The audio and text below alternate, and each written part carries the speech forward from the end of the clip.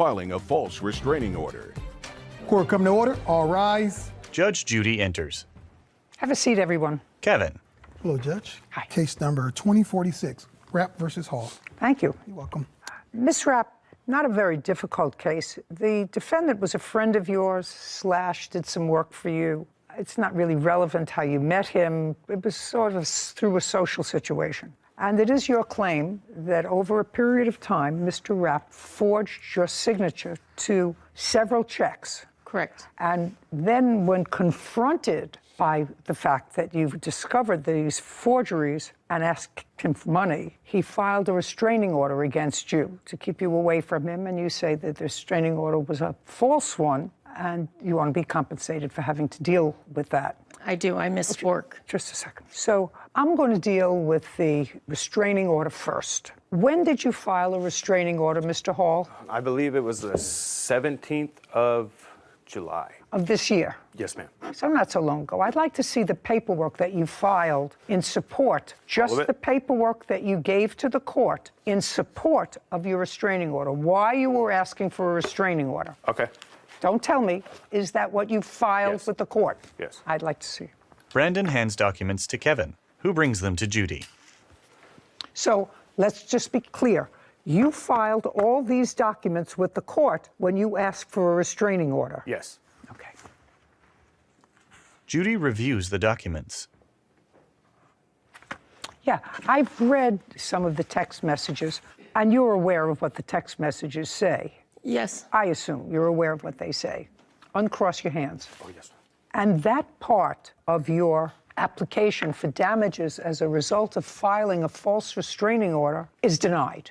You can't even suggest in a text message that you're going to do something violent in order to get him to pay money that you owe. Do you understand that? I do. Okay, so as Although frustrated... the restraining order was dismissed. It doesn't matter. I'm telling you, I've read it, and some of your text messages sound threatening. I was angry. I understand you were angry. The question is not whether he should be granted a restraining order. I don't have to deal with that. I have to deal with the fact that in the text messages, you make certain threats. What if I could? And all that transpired at a time when the defendant reconciled with his wife and family. So, as I said, as a result of reading your text messages, I believe that Mr. Hall had the right to feel threatened and to file for a restraining order. Whether the court that heard the application for a restraining order felt that your behavior warranted a restraining order is another thing.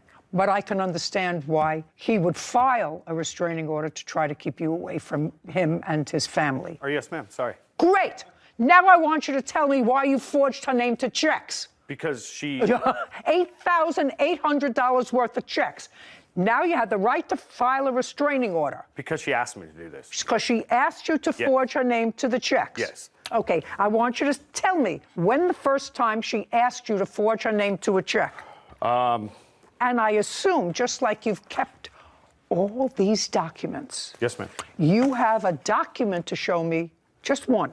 Because if you show me one, I would tend to think that there are more. So just show me one where she said to you, forge my name to a check. Okay. Take the money out and forge my name to a check. Don't say anything. Just show me. Leslie shakes her head. Don't shake your head. It's annoying. I believe this is the first one. Okay. So in that one, she asks you to sign. Well, maybe. Judy reviews a document. What are you showing me? The check? I don't want to see the check. You know how you kept these text messages that you texted back and forth and back and forth? I want you to show me, because you're methodical, one time out of the 6, 7 times that you forged her name to checks, show me one time where she said to you in a text message, in an Instagram, in a pigeon note, where she said to you, take out a check from my checkbook and forge my name to it because I want you to have money. Just show me. I don't have Of course something not. like that. No. Of course No, not. I don't. Now, the first time you forged her name to a check was what month and year? I believe that it was December 9th. Of 2021. Yes, ma'am. And what were you and Miss Rapp engaged in at that time that she told you to forge your name to a check? Okay, so I'm an electrician, and I've been an electrician for 13 years. I've been doing side work all around my county, and there's a handful of liquor stores that trust me that I can go and cash personal checks that I get paid for doing my side work. Miss Rapp knew that, and... Don't tell me what she knew.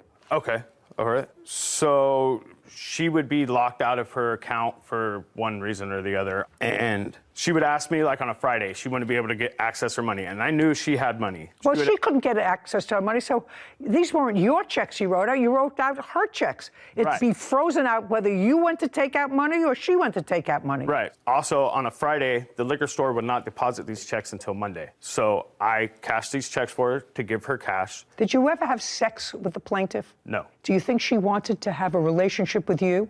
I think so. Okay. I don't know. What makes you think so? Well, the text message. The text message. The text message that she Yeah. said to you. And who is Robert? Is her ex-boyfriend? And do you know Robert? I do. How do you know Robert? I'd known Robert for 20 years. Been friends. And when did you start doing work for the plaintiff, before or after Robert? Is not an answer. It was after. It was after. Yes. Okay. Give me an idea of when. You've cashed the first check in December of 2021. Give me some idea of when you were aware of the fact that the plaintiff and your dear friend of 20 years were no longer an item. Is not an I answer. don't know what month he was arrested. So Arrested for? June, maybe? Arrested for? I don't know his charges. I don't believe that. Okay. I want to see only with those forged checks, you would have put the money in her Venmo account. Your Honor, I don't see where I have the ones that I deposited in her account. These seem to all be her depositing into my account. Duh. You were happy she left. No, ma'am. You wanted her to stay. No, ma'am. Then you were happy she left. No. Then you're a masochist. Somehow you want to live with Probably somebody. I am. You want to live with somebody who's messy, floods your apartment, weren't a good fit, and yet you were happy with that.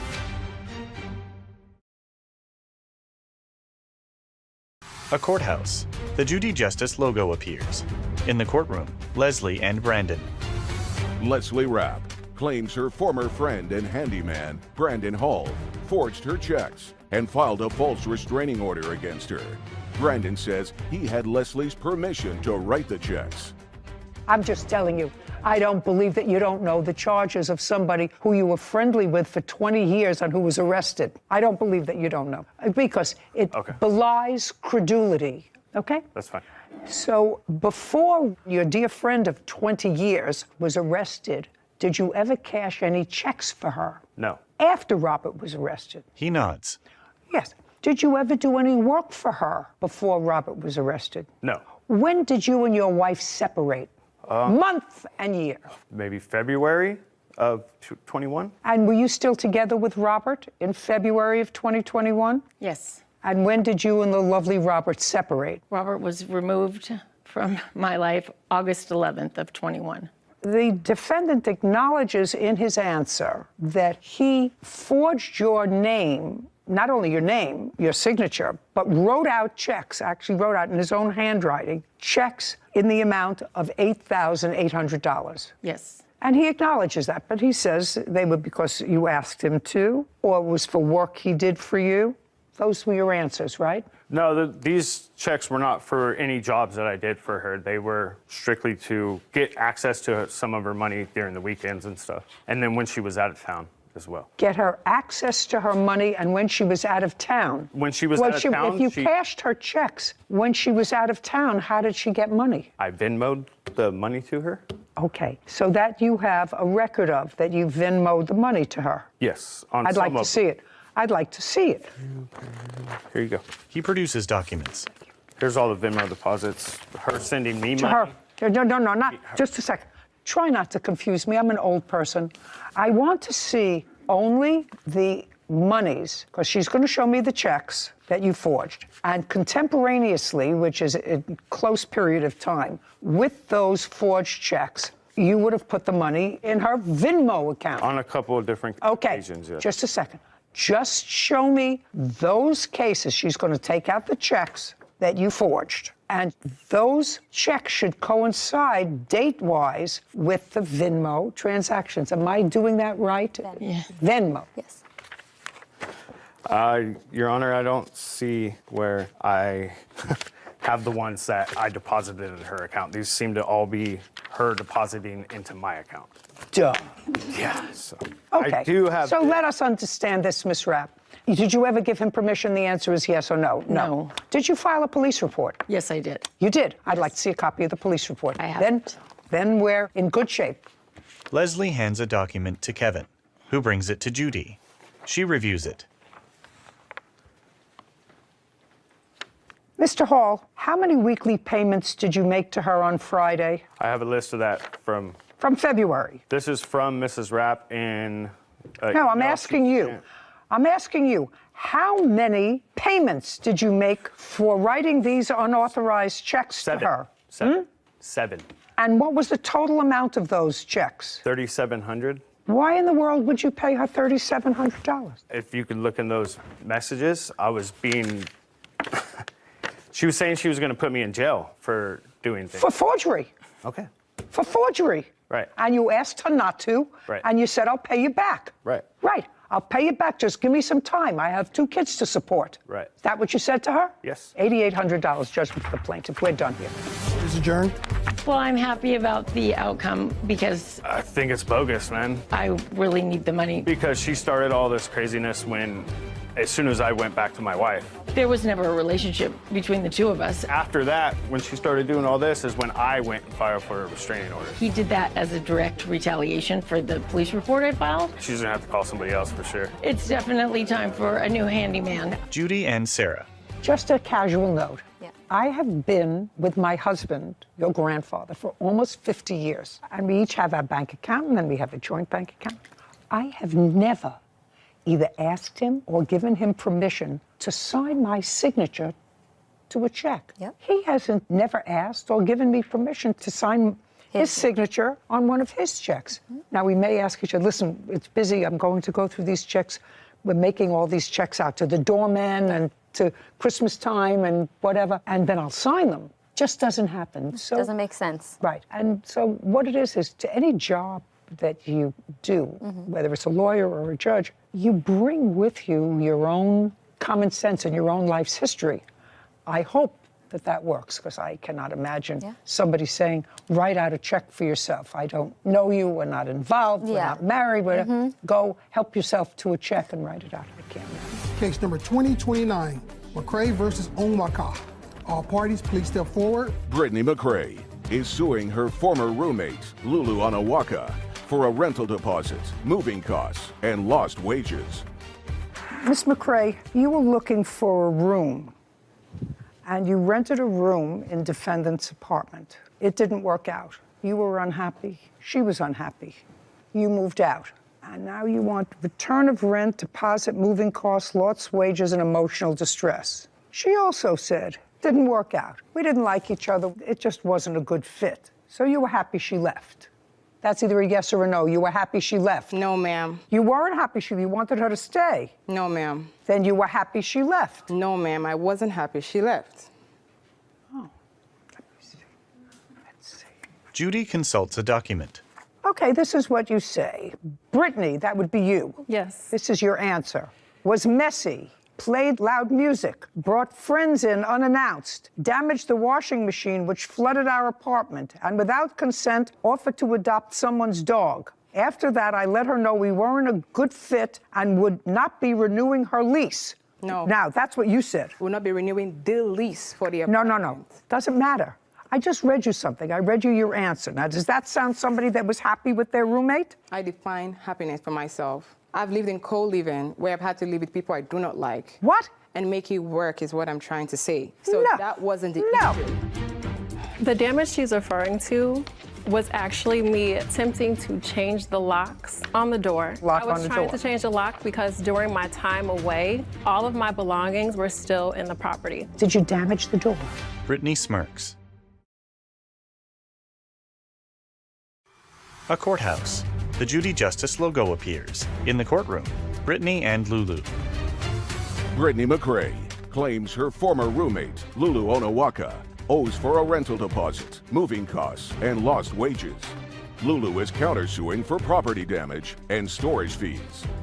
Brittany was messy, played loud music, brought friends in unannounced. She damaged the washing machine, flooded the apartment, and without my consent offered to adopt someone's dog. After that, I let her know we weren't a good fit and wouldn't be renewing the lease. That's what you wrote. Do you want me to show that to you? No, you are right, and that is what I wrote. Absolutely. Well, then I don't know why you have a passive-aggressive attitude, because I'm the only one who's passive-aggressive. Then you were happy she left. No. Okay, well, you're ridiculous. Then you're a masochist. Somehow you want to live with Probably somebody. I am. You want to live with somebody who's messy, loud, floods your apartment, weren't a good fit, and yet you were happy with that. And I don't have to define happiness. Yes. I know that if I lived with somebody who was messy, sometimes loud, Okay, so each his he own. broke the dishwasher and flooded the apartment because they put regular soap instead of dishwashing soap into the apartment, then it sort of bubbles all over. Now, unless I was either married to that person or they were one of my family, I wouldn't be happy with them. If I had a tenant like that, I would say, oh my God, what did I get myself into? I want out of this. Okay. But you were happy. No, I wasn't. I stand on that. Okay, then you weren't happy. Yeah. Perfect. That's what I asked you. You could have saved me all this dramatics. All right, so there we go. You were living in a room. Yes. You paid a month's rent. I did. Okay, how much rent did you pay? I paid $1,300 and a $300 deposit. And you lived there for about a month. I lived there for 26 days. And things didn't work out. You had a big argument with her back and forth. And as a matter of fact, according to you, you left for a couple of days. I did. Yes, because you were unhappy there and felt threatened, felt uncomfortable, whatever Very it much was. so. So you left for a couple of days. And when you came back, what was your intention when you came back? So No, look, not so. Look at me. You left because you were unhappy. You came back. What was your intention when you came back? I never left because I was unhappy. I left because I was evicted from the property by the defendant. Just a second. So you didn't leave the apartment after this disagreement? Yes, You did? I did. Okay. Where did you go? I actually stayed with my friend. So you left. Yes. On what date? I left on June 1st. You left the residence and stayed with your friend. Yes. And you stayed with your friend after the argument. Yes. Why? I'm able to provide some backstory on I don't need the any backstories. encounter. I'm just trying to get to a mindset of why the two of you think that you have a lawsuit against each other. Why do you bother wasting your own time, wasting precious court time when you weren't happy in the apartment, you paid for a month's rent. Certainly, you're entitled to your security back if you caused no damage to the apartment. You lived there practically a month, and you're not entitled to any more money because she didn't give you 30 days' notice because you were just as happy that She had left. abandoned properties. What? She had abandoned properties. Okay. She damaged the door, and I lost my deposit as well because of that. I was Just a second.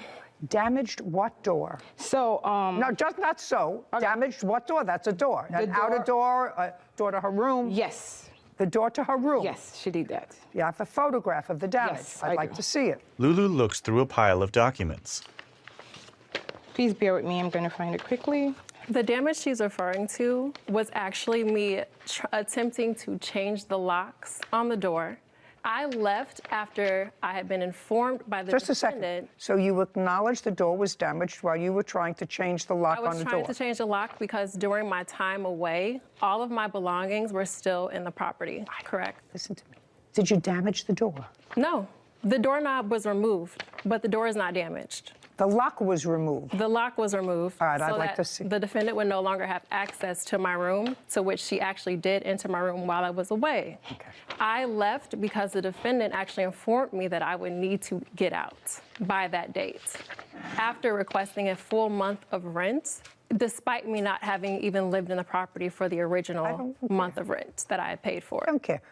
Unless you can show me the damaged door and how much it was to repair it, and I want to see how much it was to repair it. I don't have how much it was, but here is the lease agreement, and we paid $2,900 to be here for the security second. deposit. Oh, she just took this out. That's nonsense. That's Ma'am, nothing. I wasn't still able to get my deposit Nothing. back. The I agreement got that I... $1,700 back. Understand this. Okay. This is not damage to the door. She took out a cylinder. All you have to do is put it back. Unless you have a receipt for somebody putting it back, you get No, but nothing. that's what I'm saying. We didn't put it back. You get It's nothing. a maintenance request at the property. I didn't ask you a question. You're entitled to your $300 security back. That wasn't the security. That was for key and cleaning, and she was aware of it. $300 security deposit. By the way, are you allowed to sublet rooms in your apartment? That's a yes or a no? No. Just a, hey, No, hey, no, don't I look down. wasn't. No, I Don't look wasn't. down. So the answer is you are not allowed to sublet rooms in your apartment. Yes. Okay.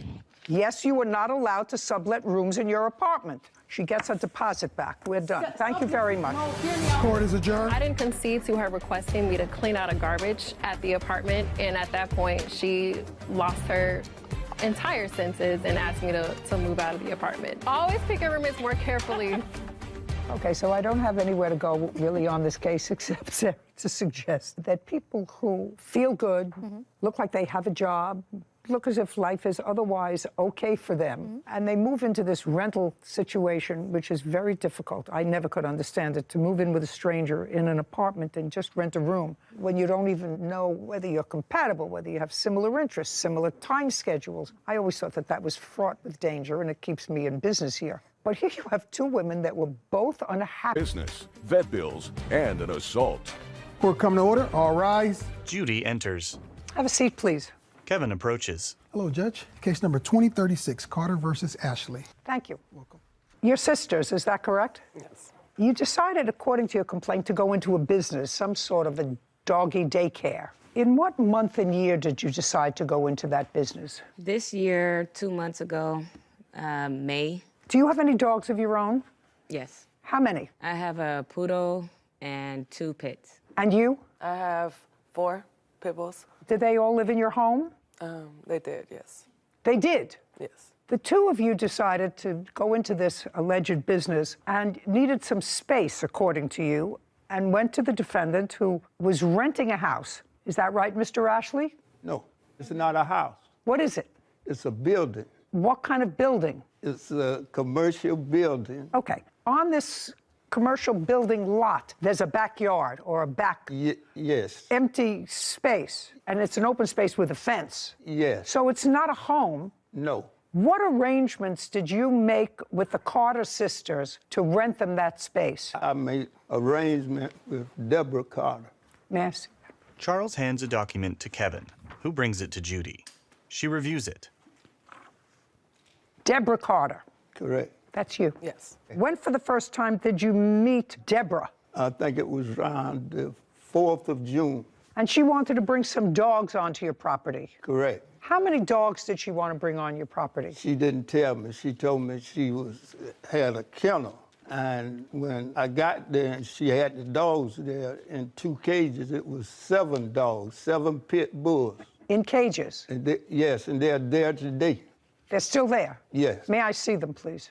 I don't have them, and I didn't know what to get together. Okay, I'd like to see what pictures you have, sir. He hands documents to Kevin. This is the 30-day notice that I've given her, and those are the pictures where she damaged. Miss Carter, sometime after June of this year, did you place dogs in this fenced-in open space in cages? Yes. Loud. You hear the way I'm talking? Yes. And how many dogs did you place in the cages? At that time, it was 7. 7 adult dogs? No, there's 3 adults and 4 puppies or 5. How old were the puppies? They were 6 months, 5 or 6 months. Who did the dogs belong to? Me. So all those dogs... Well... Judge, let's get it right the first time. This is not going to get easier. This is going to get harder, Miss Carter. So the 7 dogs that you... Stop playing with your papers. The 7 dogs that you placed in the cages were your dogs. Mine's my sister's and another friend. How many were yours? You had 4 pit bulls. Mm-hmm. Were your 4 pit bulls there? Yes. Yes, that's a yes. So you're 4. Your sister has 2 pit bulls. Were her... Look at me. Your sister has 2 pit bulls. Were her 2 pit bulls there? Yes. So that's 6. And somebody else had 1. Mm-hmm. Who was the person who had 1? They're not here. It's a friend. We were watching their dog. They Okay, have a so dog. you put your 4 pit bulls, your sister's 2 pit bulls, and a friend's pit bull in 2 cages. No, How many cages? there are 4 cages, but Okay, I'd like to see pictures of the Here you 4 go. cages.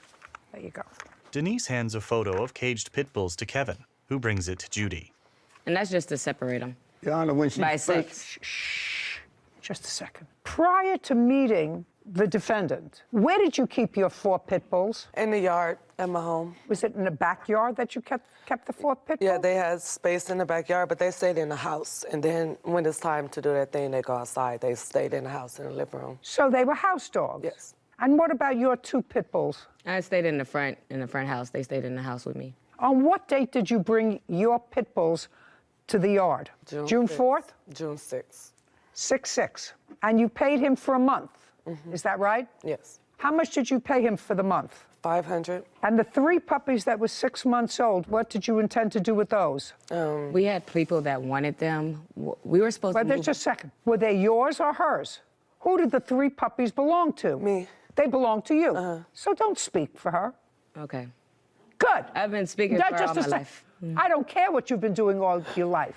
Right now, I'm getting answers to someone who may or may not be swift enough or savvy enough not to tell me the truth. Did you ever have more than 7 dogs in the yard? No. Okay.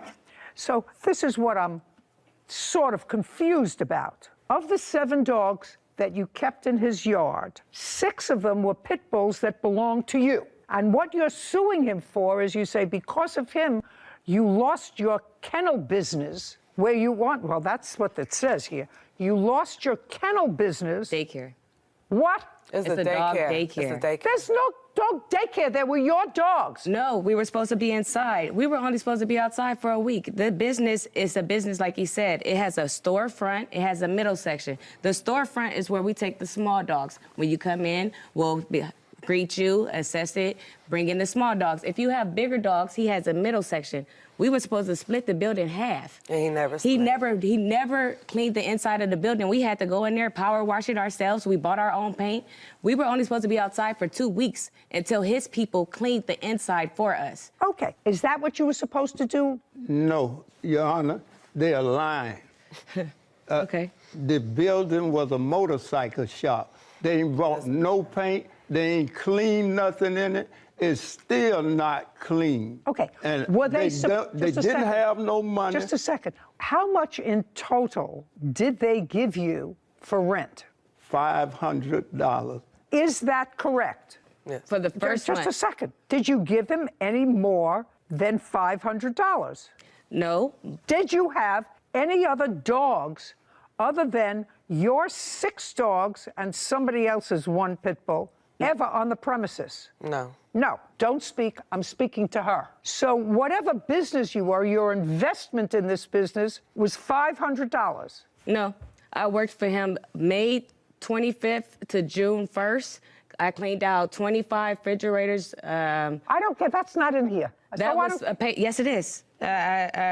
She ain't worked for me. Just a second. I sent it to you guys. Just a second. Miss Carter, there is absolutely nothing here that says that you worked for him and he owes you for that. Well, Let me tell you what your complaint states. Your complaint says money owed for sabotaging of business, vet bills because one of your dogs was injured, and I'm not saying- actual and punitive damages for assault. That's what your claim is. I'm just saying that I cleaned those appliances. I He don't- said that that was a payment for rent. So that was for the second month of rent. It was lying, $500. Just a second. He was supposed to pay me every day, but I just told him to put I it don't- towards the rent. Okay. And that's what we agreed to. So okay, the fine. first month and the second month was paid for. Listen to me.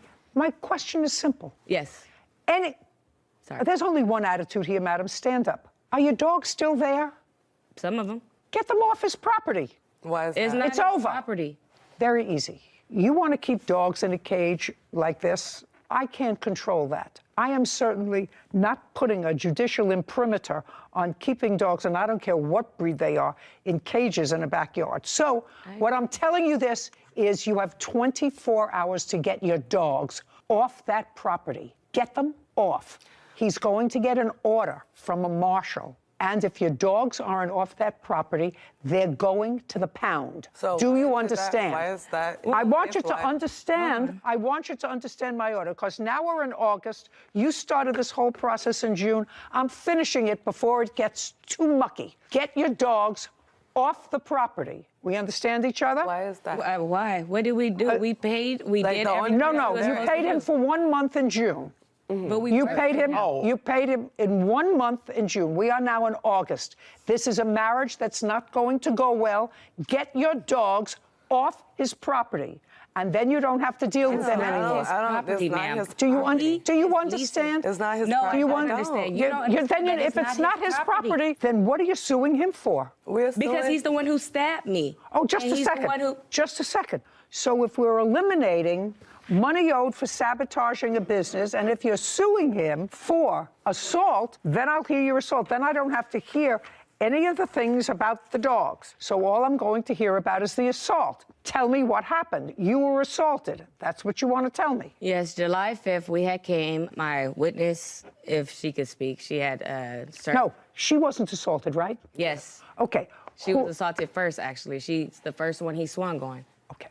Step up. July 5th, your name is what? Priscilla Walker. You don't own any of these dogs, do you? No, ma'am. What were you doing on the property on the 5th of July? I sometimes go and help them with the dogs, clean up and feed the dogs.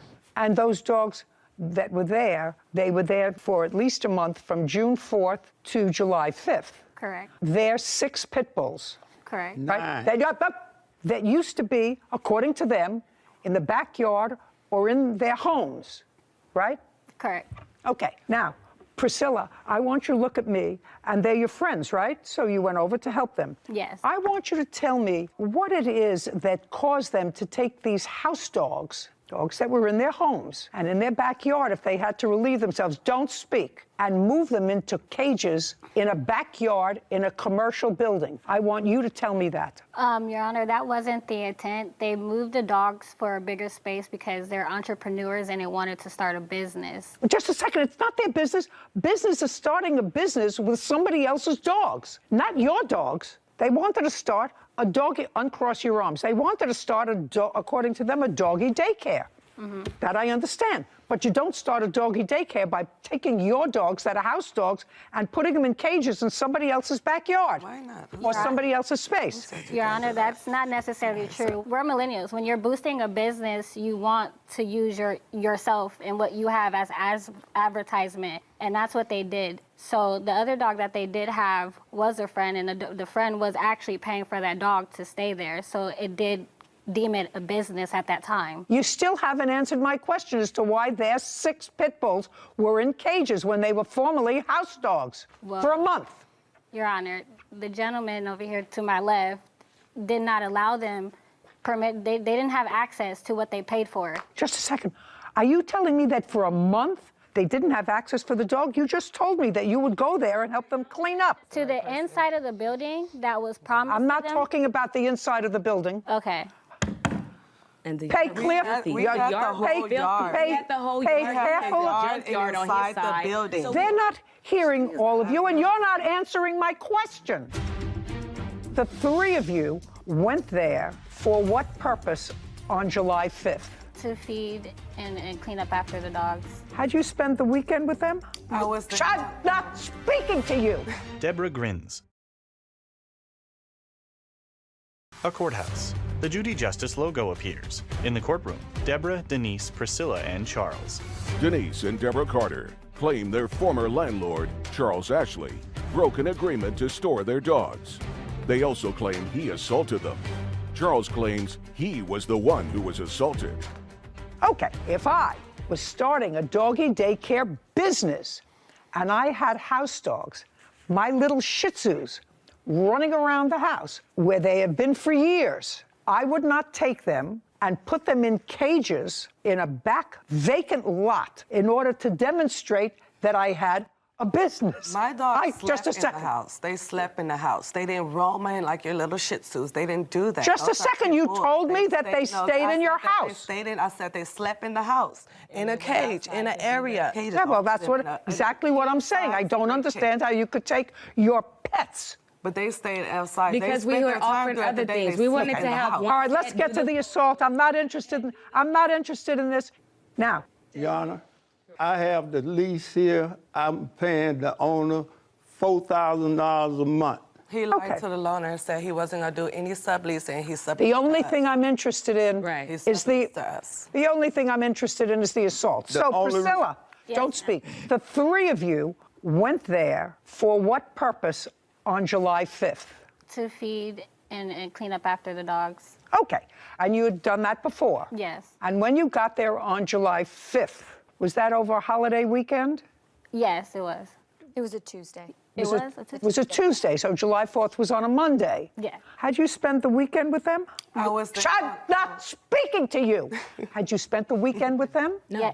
Okay, you say yes, she says no. I'm not asking you a question. Do you understand? So you spent July 4th. Go ahead. You spent July 4th with them. Is either yes or no? No. When did you meet them on July 5th? Around the morning. Around what time? 11 a.m. You're asking me with a question. 11 a.m. I don't know if it was 11. I'm 11 asking a.m. you. 11 a.m. Did you have a discussion with them Regarding? regarding the dogs, what you were going to do that day? Of course, we always have discussions about what we're going to do during the Okay. day. When you spoke to Deborah, did you ask her when she had last seen the dogs? No. No, you did not. Deborah, prior to July 5th, when had you last seen the dogs? July 4th. What time? It was about 5 o'clock. I was in there, cleaned them up. He came, locked me in for 4 hours. Okay. So on July 4th, you were in there feeding the dogs. Yeah. And July 5th, you went back in the morning again to feed the dogs. Mm-hmm. Is not an answer. Yeah. Now, tell me what happened when you got there on July 5th. On July 5th, when we went inside to feed the dogs, I went to go turn on the water hose, and I noticed that the water would not come out. That's when they were in the kennels feeding the dogs, and I told Carter that, hey, the water's not on. So the door to the building was open. I believe they both stepped in. When they stepped in, there was like verbal altercation. So when they stepped in, you heard that there was someone else in the building? Yeah. Okay. And that would have been you, sir? Yes. On the 5th? Yes, me and another friend of mine. Okay. And what were you doing in the building on July 5th? It was about 6 o'clock that evening. My friend came by the house. He's a general contractor, and I'm renovating the building to set it up for business. So I said, come on, let me take you up here, show you the building. I need your help. We get up there. I open the gate, go in, leave the gate unlocked, and we walk through the building. When I come around, they're in the building. All three of them or just one? All three of them. Had you turned the water off to the hose outside? No. Do you I used know? to water the dogs when they didn't come because they'd be barking so, and the neighbors next door, I just moved in, Your Honor. I don't want to make no enemies. That's why I told them I'm not taking no more rent from you. Get the dogs out. Okay. I tell them you trespass. Just a second. So now you went inside, or the Carter sisters went inside. Yeah, I said You that. heard some noise. Did you go into the building? Yes. Okay. And what happened when you went into the building? When I went into the building, he immediately got very frustrated and said, what are you guys doing here? Why are you here? You need to get off my property, get off my property. They're like, we paid you. We have an agreement. And next thing you know, he pushed Deborah Carter. He pushed her. And then that's when Denise Carter got in the middle and said, no, you're not, don't put your hands on my sister. The situation ensued. The gentleman that was inside stopped everything and walked him out of the building. And as he's walking him out of the building and we're walking out behind him so that we can try to figure out what's going on with the water, he slams her foot in the door and tries to lock her in and pushes her. And that's when they started pushing on the door because at this point he's trying to lock them in. Lock them in the building? Yes, ma'am. Okay. When they actually, the gentleman stopped him and the door opened, I seen what type of altercation it was. I didn't want anything to do with it. I'm like, so at that point, nobody was injured? No. Okay. So now you're outside? Now we're outside. Okay. And you're outside in the back area where the dogs are? Correct. Tell me what happened next. So as we're walking, I'm walking fast because I noticed that he's walking fast. And I'm like, you're not about to lock me in here. You already just tried to lock them in there.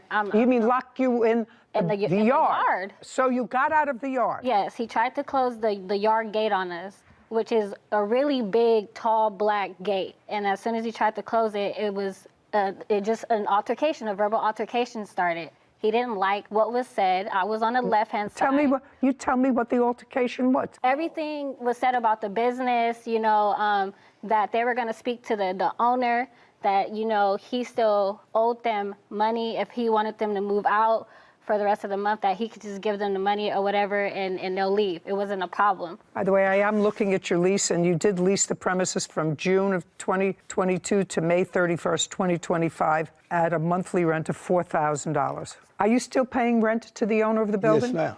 You have to remove your dogs there. He's not paying rent. He has an eviction notice too. He owes $4,000. I have a picture of it. He's lying. He hasn't paid rent. When was Nothing he else hasn't he's paid saying rent is true. this month or last month. He got the eviction last month on the 11th.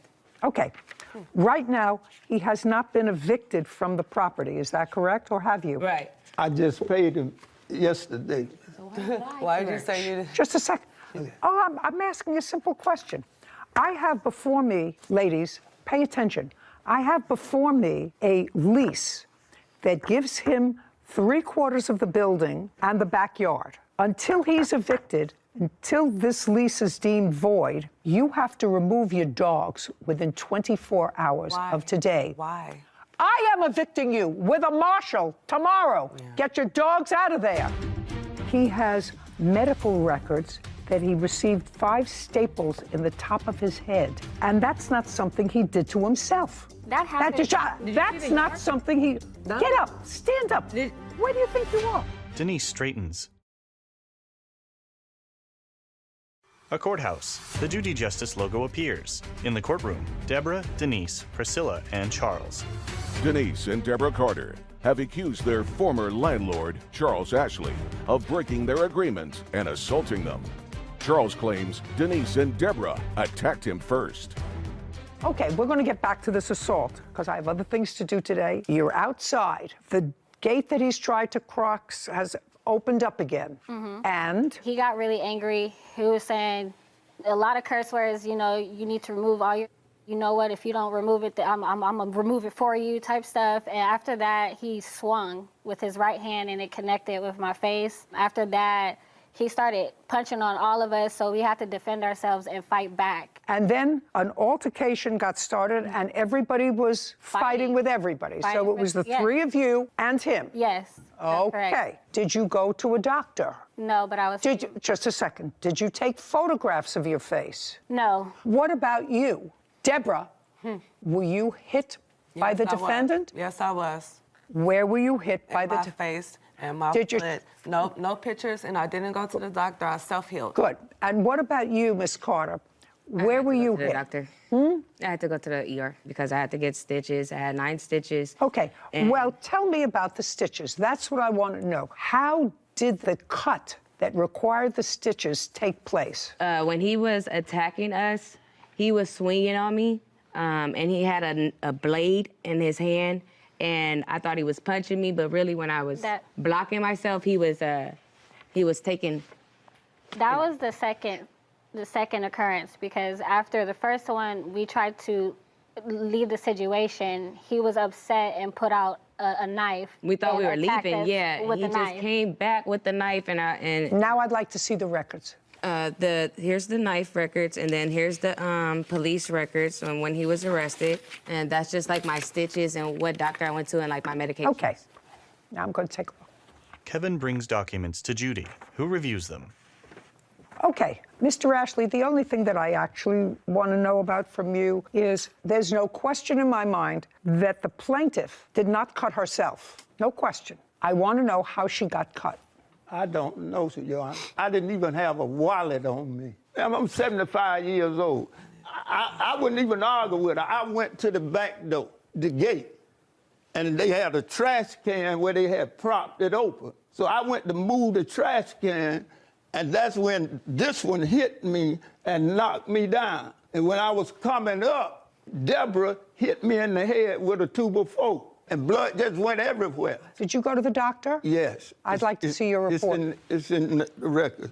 Your Honor, I have a video of what happened. I could just solve this right now. Oh, I'd like to see it. Okay. Do you have it through the assault? I'm just interested in the assault. It's just the assault. Just the assault? Yeah, it's just press I'd like play to right see it. here. Okay, if you press play, you'll see him slamming us out. Kevin brings Denise's phone to Judy, who watches footage of Charles moving a trash can, then blurry, indeterminate footage. I don't see any assault. Well, yeah, but I tell you, my phone fell out the hand. Well, then don't show me what I can't see. All I know is he has medical records that he received 5 staples in the top of his head on that date. And that's not something he did to himself. No. Get up, stand up. He Where do did you do think that. you are? You think he did that to himself? Yes, do you see the tire behind him? He just fell over it. That's and exactly all what that happened. wood behind him, he fell on that Shush. stuff. Listen to me. Blunt head trauma, which is what the emergency, yourself down. Okay. You attacked us. You If have- you're attacking us and pleasure. okay. Listen to me. It's okay. Listen to me carefully. All right. You have now sit. You have 24 hours to get your dogs out of that yard. You want to show me pictures of a trash-strewn yard? That's not where I would keep my precious house dogs for an hour. So get your dogs out of there 24 hours from today. How do I counter that? This is not a dance party. I'm ruling now. 24 hours, remove your dogs. You have nothing left to do with him. He wants you gone. I want you gone. I want those dogs out of the cages on that property, and I want them gone within 24 hours. Now, there's no question, Mr. Ashley, that both of you were injured in that altercation. No question. All I'm asking is, subsequent to your arrest, did you have a hearing? No, Your Honor, I have it right here. They rejected the case. May I see it? They wouldn't even hear it. Charles hands a document to Kevin, who brings it to Judy. She reviews it. They rejected it. Did you have a hearing? They didn't tell me about anything. They didn't tell you about anything. Well, that's because they rejected the case. Okay, so I'm telling you, because I'm issuing an order, I'm giving it to you. You're the lawful tenant of the building. You can take it to a marshal, take it to the sheriff. Those dogs have to be out of there within 24 hours. We're done here. This court is adjourned. You know, it is what it is. I thought it was a good decision. It was the truth. He has no consequences. It just is the reason why you don't believe in the judicial system. I'm not going to be renting out to them no more, and I'm not going to rent to nobody. Jackson and Nicholas Smith for the balance of a wedding contract. Court come to order. All rise. Have a seat, please. Kevin approaches the bench. Case number 2030, Gordon versus Jackson Smith. Thank you. You're welcome. Miss Gordon, you're a wedding planner. Yes. You called her to plan a wedding that you were having in Las Vegas. Yes. Is your husband? Yes. The wedding was scheduled for what date? April 30th of 22. Your lawsuit against the defendants is for the balance of a fee that you say is due and owing to you. Ms. Jackson and Mr. Smith are counterclaiming for a whole bunch of things. They said that not only didn't they get everything that they paid for, that you selected the venue, and they were ejected from the venue because they weren't allowed to have a wedding there or serve liquor. So what was your fee that you quoted the defendants, and how much of that fee did they pay? My fee for planning the wedding was $4,000. And that $4,000, was that fee reduced to a contract? Yes, it was. I'd like to see it. Okay. Tara hands a document to Kevin, who brings it to Judy. Ms. Jackson, this your first wedding? Yes. And yours? Yes. Judy reviews the document. Okay, your total fee was $4,000 and a deposit of $2,000. Did they give you a deposit? Yes. Okay, so they signed an agreement to pay you $4,000. How much did they pay you in total? In total, for our planning fee, they paid No, in total, how much did they pay your company? $2,000. $2,000. Correct. So how our company is set up is we're set up as an affordable payment plan for a wedding. So we set up our clients on a payment plan. So they also pay the expenses of all of their wedding through us. So you have to send them an invoice for what it was that you spent for the vendors. Correct. Okay. And then also the default of that contract states that if they miss payments, they have breached the contract. That's why we're here. Each of you is accusing the other of breaching this agreement. You say that they didn't finish paying you what they owed you, and they say you didn't furnish the services to them that they signed up for the wedding. They gave you $2,000, and the wedding was supposed to be held where? The banquet hall. Did you send them a deposit? No, because at that time she had not paid enough money. Just a second. The answer is no. You had not sent them a deposit. No. Had they sent you the deposit of $2,000? They sent me the deposit for our planning fee, yes. I'm talking about for your planning fee, $2,000. Yes. And how much was the deposit for? 50% of $16,000, which was $8,000. And where is the invoice for that you sent them? I don't have that invoice because she was not able to secure the venue. I read it. And from what I read in your complaint, the original venue that you secured, according to you, was rendered unavailable because of a broken pipe. That was the second venue. We went through 3 venues. The first venue, she lost that venue because she could not keep up with the payments and did not submit money for a deposit. The second venue was the R&R Event Center. That venue she lost because a pipe broke in the venue. Okay, just a second. R&R Event Center. And when was that taken? That was booked on March 11th, 2022. And I do have the invoice for that. And how much was it? $2,250. Okay, that's much better than $8,000. Okay. Did she put in a deposit? Deposit was made from the monthly payments that she makes towards her wedding. Show me invoices that you sent her every month. Yes, I have that. Well, I'd like to see them. Tara hands a document to Kevin. This is the statement of the account. It lists all the invoices that she was sent on a monthly basis. So she paid you the $20,000 that was invoiced. Her wedding cost a total of $23,600. No, that's not what I said. Opening balance was $0. Invoiced $20,451.57. Paid $19,356.57. That's what this says. Uncross your arms. Correct. No, that's okay. That's so correct. She paid for everything. Now. No, she didn't pay for everything because, as I just stated, her wedding cost a total of $23,651. No. Let's go back to, because I see that we're not getting anywhere. Before her wedding, before anything happened, before she said, I do, and before he says, I take you, she paid practically $20,000, which was your original estimate and her budget for the wedding. There's a second. That's either a yes or a no. Before the wedding, your original budget that you were given by the defendant, I read the papers, was $20,000. So, and as Judge, that's either a yes, I read the papers, or a no. Yes, that is the budget she stated she would like to stay around. But however, in planning a wedding, you cannot give an exact of how it's going to cost. I didn't say that. I didn't, Madam, pay careful attention to me. I've made 16 weddings. I've had 16 event planners. I know exactly how it works, and I know exactly that you can't always predict to the $100 or $50 or sometimes $500 how much more the wedding is going to cost. It never costs less. That's not what I said to you.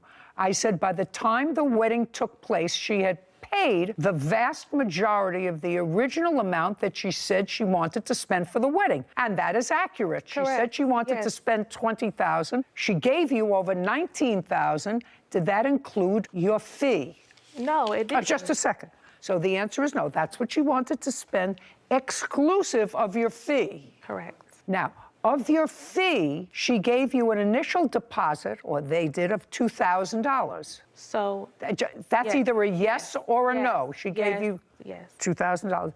Did she ever pay you the other $2,000 for the fee? And the rest of the expenses that you want are the additional expenses over and above the $20,000 that, stop shaking your head, over and above what she originally said she wanted to spend. Correct. Now, I'm going to get to what happened just about a week before the wedding. Okay. You had booked a place. She had paid for the place, $2,250. Yes. And that was at R&R. According to you, something happened at R&R. Stop shaking your head. It's annoying. Something happened at R&R. What happened at R&R and when? Correct. The wedding was scheduled to happen on April 30th. Tell me what happened at R&R. I was informed by Rico, the owner, sitting on that side, that a pipe had busted and the venue would no longer be available for usage on her wedding date. And on what date was that? It was around the week before her wedding, or 2 weeks before her wedding, sorry. Date? I don't have the exact date. Rico rises. You own, manage, or what, this R&R? I'm the owner of R&R Event Center. Okay, tell me your last name, sir. Cox, C-O-X. Do you remember having a conversation with the plaintiff about the venue? Yes, ma'am. Do you remember when it was? March 25th of 2022. Can you tell me what you said to her and what she said to you? We had a conversation. I'm like, hey, problem with my venue. I had a pipe that busted. I won't be able to host their wedding. Well, their reception, I should say. So I informed her I can put her in contact with other venues that I may know, or I could send her back the deposit. She asked for the deposit back. I sent the deposit back probably within the hour. How much was the deposit? $2,250? No, ma'am. How much was it? $1,125, which was half. So 50%? Yes, ma'am. So you sent her back the deposit? Yes, ma'am. Did you receive the deposit, Ms. Gordon? Yes, I did. The wedding wasn't until April 30th. So you had plenty of time. Well, not plenty of time. You had time to look for a new venue, or else they were going to have to change the date. Correct, and they found it. Shh. What venue, you can sit down, Mr. Cox, thank you very much. What venue did you select? And had you ever used them before? No, I had not. I never worked with a challenge budget like this for a venue. If you don't like the budget, don't take the gig. Yeah, I won't.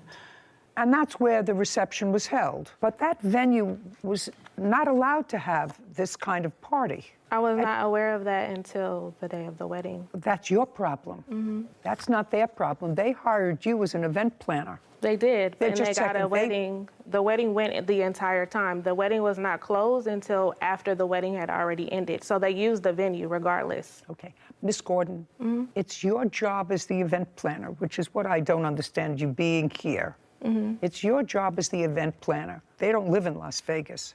That's your job to ensure that the place that you select is a venue that's capable of performing the duties that you outlined in your contract, which means they serve food, they're allowed to serve liquor, they're allowed to dance, they're allowed to host an event of how many people? It was supposed to be 120, but all of my guests didn't get their invitation. So. Okay, so over 100 people. Your Honor, it wasn't that they were not allowed to have the wedding there. They were allowed to have the wedding there. What they were not allowed to do was the business was not allowed to operate after a certain time, and that is what the business owner produced to us. Just a second.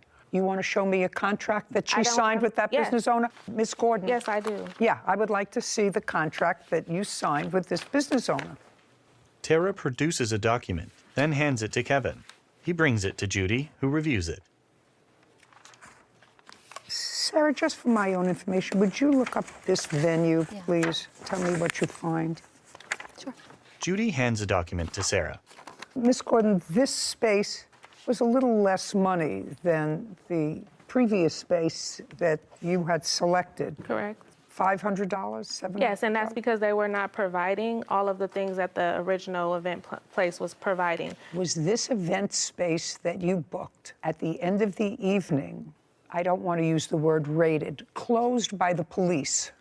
That's either a yes. Did the police arrive at this venue? Yes, they did. Okay. And what time did the police arrive at the venue? They arrived at 9:30. Is there a police report that anyone has? No. And how many parties have you done where police arrived at the end of an evening or during the course of an evening in the 2 years that you've been in Las Vegas? Never. And the police arrived at this wedding not because anybody was creating a disturbance, there weren't shots fired. Well, no, that is why.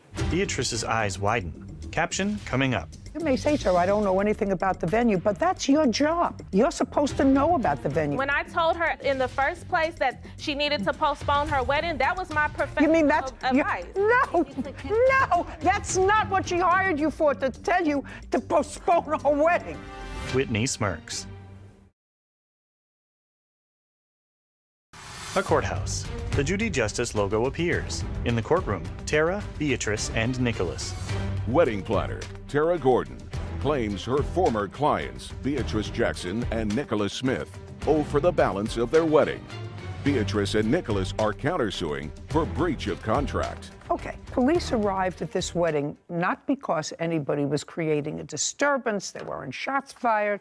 Well, no, that is why. They initially had a report because I don't know that. If you can show it to me, I don't have the I'd be more than happy to look at it. The police showed up. May I bring my witness up, please? For what reason? Because she can attest to the altercation that took place prior, which is why we were even brought up on the radar, because the other businesses in the vicinity of where the business takes place had complained. There was a lot of altercation back and forth outside of the event because she refused to sign the agreed upon payment plan to continue payments after the wedding. You understand that I'm not particularly sympathetic. I'm not I'm letting you know I'm not particularly sympathetic for the following reason.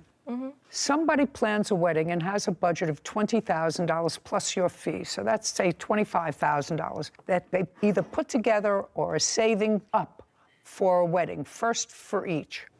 A week before the wedding, something happens with the venue, where the wedding could not be held at the venue of their choice. They're relying on an out-of-state wedding planner, that's you, to find a legitimate venue that is licensed to have an event. When they get to Las Vegas on the date of the wedding, you present them with a new contract. No, that is not true. Well, when did you have it incorrect? Just a second. When did you give them? Because you said that the problem, which caused the police to come. Just a second. I don't understand. Before I selected the very last venue, she was on FaceTime with me, looking at the venue with me, because I informed her I've never worked with this venue. I don't know anything about the venue. I told her that the best thing for her is to postpone her wedding. She was already behind in payments. This is her third venue. Just a second, she paid you almost the entire $20,000. She paid it in March. In March. Doesn't matter. She paid you almost the entire... 30 days before her wedding. That's what you're not hearing. I'm not looking at you. Before her wedding, she paid you almost the entire amount of the $20,000 that she originally gave you as a budget before the wedding. If you look at the contract, it says that you're going to make monthly payments so that we can adequately plan your wedding. You booked me back in 2021, almost a year before your wedding. The wedding was to be planned over the course of that year. The initial venue that I have worked with, that I know is reputable, she ended up not paying the deposit on time, so they had to move forward with another date. After that, I didn't get any payments from her until March, when she got her tax return. And then at that time, I was forced with less than 60 days to try to find another venue, in which I did, which was our event space. And then a pipe busted in that event space. And then I was forced to find another venue for her. I told her back in January, the top of the year, you need to postpone your wedding. Before invitations went out, before of all of that, when she was having troubles with her payment plan, I advised her as a professional, I think you should postpone your wedding date. You may talk a lot, but the bottom line is you're the expert. Uncross your arms. You're the expert. You're trying to talk over me? You're trying to talk over me? No, I'm not. Good. So you're the expert. She's out of town. The reason that she selects a wedding planner in Las Vegas is because you're supposed to know whether or not the venue that you recommend is able to take care of the party you book. You may say to her, I don't uncross. You may say to her, I don't know anything about the venue, but that's your job. You're supposed to know about the venue. When I told her in the first place that she needed to postpone her wedding, that was my professional advice. No, that's not what she hired you for, to tell you to postpone her wedding. She hired you to plan her wedding, not to give her advice whether or not. You're trying to talk over me. That doesn't happen. That doesn't happen. You have to understand there are certain things that you did. Okay. You got out the invitations. That's a great thing. I assume you got a DJ. That's great. All of those things. The wedding itself, to me, was problematic. If my wedding ended with the police coming to the venue, and it turned out that the venue was one where you weren't allowed to have that kind of an event, I would be annoyed at the wedding. They were allowed to have a wedding. No, they weren't. The police officer. The contract clearly states that. I don't care what it states. That's not what the police officer said. And you know, because you have a police I don't care what it I don't care what it states. You started to tell me before that the reason the police came there is because there was an altercation about you giving her another contract on that date, and there were words outside, and people were complaining, other people who were in the air. That's not what I said. What did you say? The night before her wedding, I explained to her. I want to know what's happened on the date of the wedding. Just a second. Can you let me finish so I can articulate? I want you to go because I have a limited amount of time and I'm getting very old. I thought what you said to me, and you're going to read this back, is that the reason the police were drawn to the venue is because of the arguments outside. Correct. With, let's read that back. That's what I just said. That was on the date of the wedding. Correct. You got married, and you're happy, and you had people at the wedding. She got a free wedding. And you $20,000. You're almost done. Do you understand? You're almost finished. Go ahead. Whitney reads the transcript. We were brought up on the radar because the other businesses in the vicinity where the event took place had complained. There was a lot of altercation back and forth outside of the event because she didn't agree to sign the payment plan. Okay. So the reason that you said, let's go back, that the police came to the venue and then shut it down because it wasn't allowed to be used for what it was used for was because there were altercations about this second contract. No, that's not the contract we were having an altercation about. That's what I'm trying to Oh, just a explain second. to you. On the day of the wedding, Miss Gordon, did you present her with a new contract to sign? That's either a yes or a no. Yes, I did, but not for the venue. That's what It's not for the venue. I didn't say it was for the venue. Yes. On the day of her wedding, did you present her with a new contract? The answer is yes. Yes. You said you had discussed that with her the night before? Correct. And uncross. Oh, sorry. And the night before, did she agree to sign? Yes, she Just a did. second. A new contract? Yes, she did. Okay. And the new contract provided for what? The new contract that she was supposed to sign Provided for what? provided for the remainder balance of the $23,681 that her wedding actually cost. Because she had only paid $19,000, you have the sheet, so I don't have the exact number. $19,356.57. Correct. So since she had only paid that amount and the total expenses for her wedding were $23,681, so the night before she agreed to make a payment plan with me to extend her payments beyond her wedding date to pay off this remaining balance. And is that what she agreed to on the phone? Is that what you're saying to me? Correct. She agreed with you on... She agreed on the phone to pay you the additional $3,500 or $4,000, and she agreed to pay it over time. Correct. And that was Friday night. Correct. And then she got to the wedding. Correct. And at what point did you present her with the new contract? At what point in the event? Upon her arrival to the reception venue. Now, what happened when you got to the reception venue? You'd already gotten through the ceremony, so you're already married. What time did you get to reception? So the reception was supposed to start at 5. It was supposed to start at 5, but when we got there, she wasn't even done decorating. All of my family stayed outside for another hour, including my grandmother, my grandpa. We waited in cars. Okay. I said it was supposed to start at 5. At 5. This venue that I have here someplace, you have it? I think it was supposed to start at 5:30 and end at 10:30 per the contract. Okay, thank you. Was it supposed to start at 5:30? Yes. What happened at 5:30, Miss Gordon? I presented her with the contract, and then she refused to sign it. Her guests were waiting outside because she was refusing to sign it. When she refused to sign it, because our agreement was she was going to sign the agreement before we started the reception. When she said that she did not want to start the reception, I responded and I said, we will pack all of this up and my staff and I will leave because now we're not being paid for our services. What time did the police arrive? Tara rolls her eyes. Caption coming up. I'm telling you, I would be furious if I spent $20,000 for a wedding and my evening ended by the police having my guests leave. Furious. Sarah shakes her head. A courthouse. The Judy Justice logo appears. In the courtroom, Tara, Beatrice, and Nicholas. Wedding planner Tara Gordon has accused her former clients, Beatrice Jackson and Nicholas Smith, of refusing to pay the remaining wedding balance. Beatrice and Nicholas claim Tara booked an illegal venue for their reception. So, what time did the police arrive? The police arrived at 9:30. And did the police tell everyone to leave? Yes, they did. And told everyone that they had to leave? They arrived and they told me that everyone had to leave. Whether they told you or whether Yes. they told them. Yes. They said the place had to be clear. Correct. And that was an hour before the termination of the event. So at the end, the event was... The event was supposed to end at 10:30.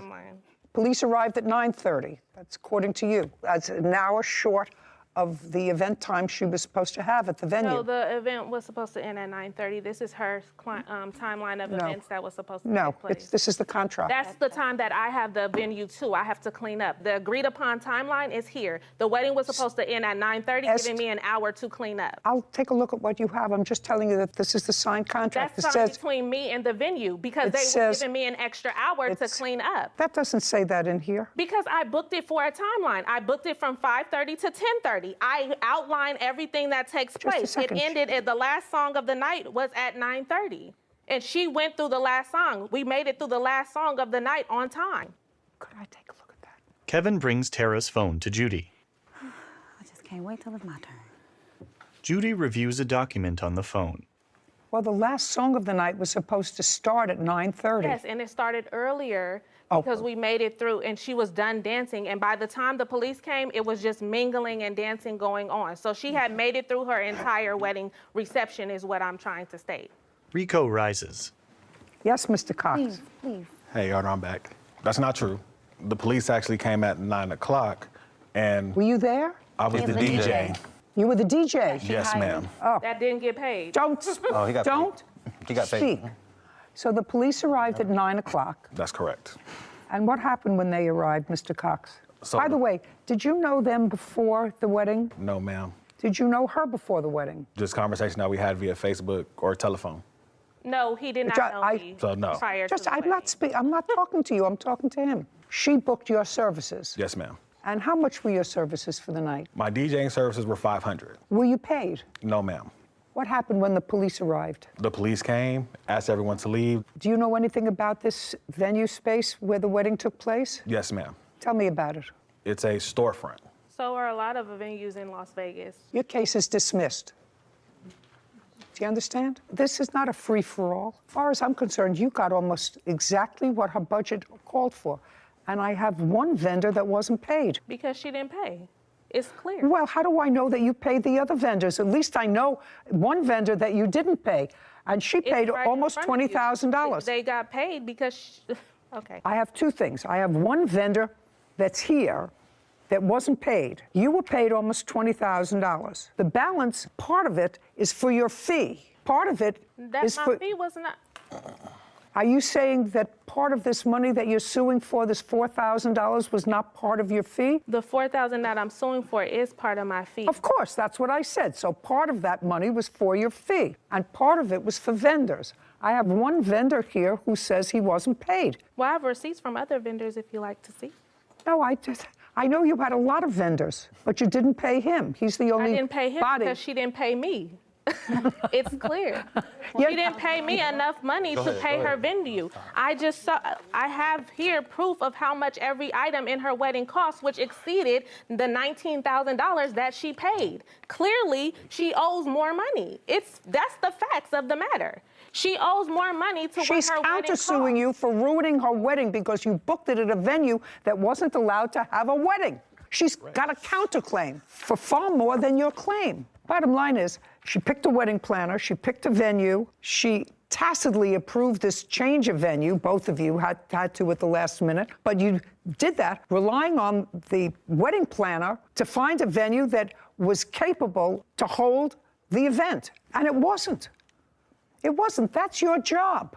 Your job is to find an appropriate place so that the police don't raid a wedding a half hour before it's over. That's not the way a wedding is supposed to end. So what I want you to tell me is you're suing her for $4,300. How much of that $4,300 is your fee? $2,000. And you didn't pay him? No. So that's 24 minus 500. You didn't pay him because you have to pay him. I paid him. Part of it was to pay him. I'm deducting it. Okay. I'm not paying you for your fee. Okay. You booked the wrong space for your fee. So far, I have $1,825. Other than the DJ, who else didn't you pay? I'm very clear. Can I? Other than the DJ, he's going to tell me, the DJ is going to tell me, other than the DJ, who else didn't you pay? Mr. Cox, could you stand up, please? You seem to want to tell me something, and since you didn't know either one of these parties, I'm going to let you tell me. Do you know any other vendor other than you who wasn't paid? The bartender also was not paid. Bartender. That's correct. Which is his wife. That's correct. I don't care if it was his wife or not, it was the bartender. Right, but what I'm saying was the bar was included. How much were you supposed to pay the bartender? The bar and the bartender came with him. He offered to do the bar and to DJ because his pipe busted. So what I'm saying is, he said, I'll bring my bar and I'll do a cash bar, meaning that... That's because a bar you can't have for $500. So we'll do a cash bar. Correct. Did you do a cash bar? Yes, ma'am, I did. Okay. So you made some money off the cash bar? Yes, ma'am. Yes, of course. Got it. Now you can sit. So what you paid him was $500 for both.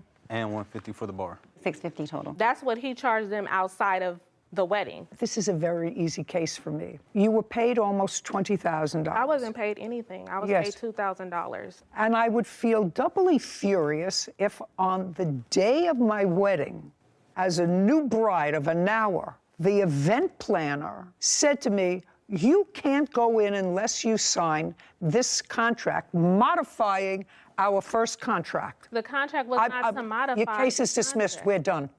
Okay. This court is adjourned. So you counterclaim. Outside the courtroom, Tara, then Beatrice and Nicholas. There are some things that I realized that, I could have done better. Basically, 10 days before the wedding, add additional $4,000 on top of $20,000. That never happened. It was just her way of just trying to come up on more money, in my opinion. At the end of the day, she had got her wedding. Judy and Sarah. I'm actually sometimes surprised at professionals like this woman, who is an event planner, has a reputation. Mela Turturelli for personal belongings. Court come to order. All rise. Judy enters. Be seated, please. Kevin approaches. Hello, Judge. Good. Case number 248, Bolio versus Thompson's Turkey Valley. Thank you. You're welcome. How old are you, Miss Bolio? I'm 31. You have 2 kids? I have 3 children. 3. How old are they? I have a 10-year-old daughter and 2 sons that are 4 and 5. What kind of work do you do? I stay at home with my children. And how long have you been staying at home? Since my first son was born. So for 5 years? Yep, my first son. And what had you done before? Housekeeping, and while I was pregnant with both my sons, I did do beet harvest. There came a time, sometime, I think, was it last year, that you needed a place to stay. Yes. 2021. Yep. Why? September 29th of 2020, me and my boyfriend had broken up, so I had stayed in a shelter. Is your boyfriend the father of either one of these children? All my children have the same father.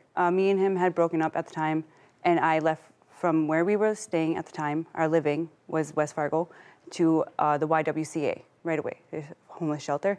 And I was there for like 6 months.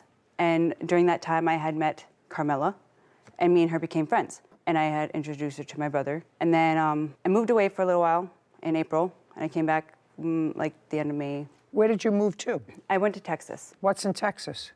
A friend. Where did you meet him? Here in Fargo when I was 14 years old. So what brought you to Texas? That's where he was living, and he told me if I wanted to come live with him there, I could. You didn't have a job in Texas? He did. You? No, I did not. And from when to when were you living in Texas? I left April 15th, and I was there until like... Of 2021? Yeah. And then I moved back beginning of June, kind of. And then... Beginning of June of the same year? Yes. So you stayed there for 3 months? Yeah. And you moved with your children? Yep, all 3 of them. Yep is not an answer. Yes, all 3 of my children I moved. Okay, so you took them out of school in April? My daughter. Took her out of school in April? Yep, I did. Yep is not an answer. Yes. And we moved. You took her out of school in April to go to Texas, to live with a friend that lasted 2 months. The fact is you took your daughter out of school. I'm just trying to figure out who I'm dealing with. Yes, because I had nowhere to live. Well, there's a big place, but where do you live, in what state? Minnesota. In Minnesota? Yeah. Well, there's a big difference between Texas and Minnesota. And also, there's only 2 months between April, when school is still in session, and June, when it's over.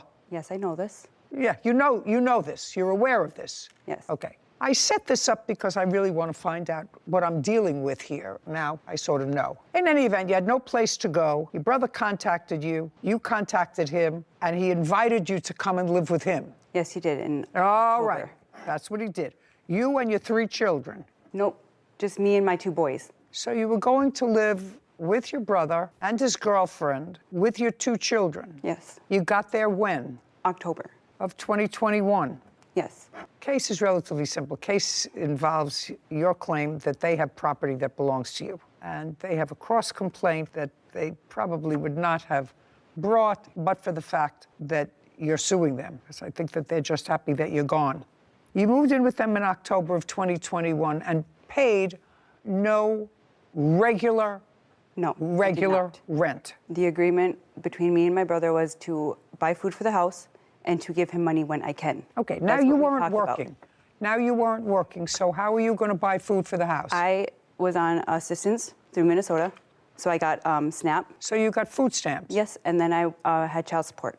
Well, I was on child support, but I wasn't getting the money. I didn't start getting money until February of 2022. And that's when I start giving him money every so often. In October of 2021, you were not getting child support. No. You were getting food stamps, which you said you would share with your brother. Yep. Who lives, not yep is not an answer, who lives with his girlfriend and how many children? We have no children. No children at all? We have dogs. That's fine. So you were sharing some of your food stamps with your brother and his girlfriend? All of my food stamps went to the house. Well, that's where you were living? Yep. Yes, it was. Yes, that's where you were living, with your two children? Yes. Okay. What kind of work do you do, sir? I'm currently unemployed. And what does your girlfriend do? She works for a cleaning service.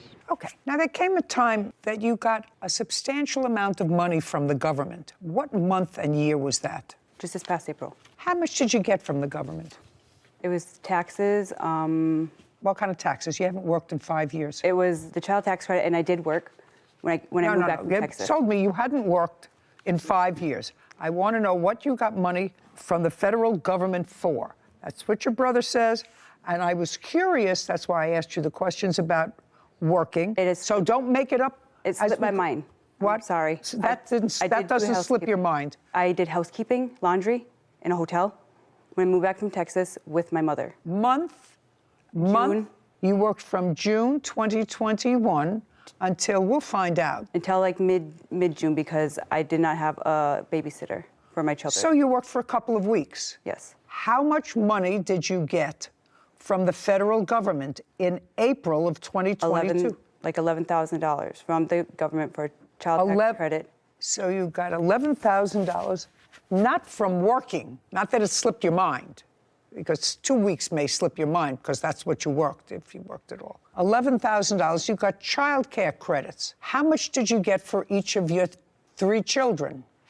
I only filed for 2 of my children. How much did you get for the 2 boys? I believe $3,000 for each of them. That's $6,000. Where's the other 5? That came to me for the stimulus checks because I did not receive the last stimulus check. They said that my boys did not receive the refund that was coming to them for the stimulus too. So that was all on So your tax. boys got, let me understand why this country is in such a fiscal morass today. So you got $3,000 for child care credit for each of your children, and the other $5,000 came because you went to an accounting firm, and they said, well, you should have gotten stimulus money for your boys. Yes. And you missed that, so we're going to put in for it. So they sent you another 5, or they sent you... They sent it all together on one. Okay, all together on one. So that you had plenty of time to go and take care of. Yes. Right. Your judge actually have proof of how much she did get. Jordan hands a document to Kevin.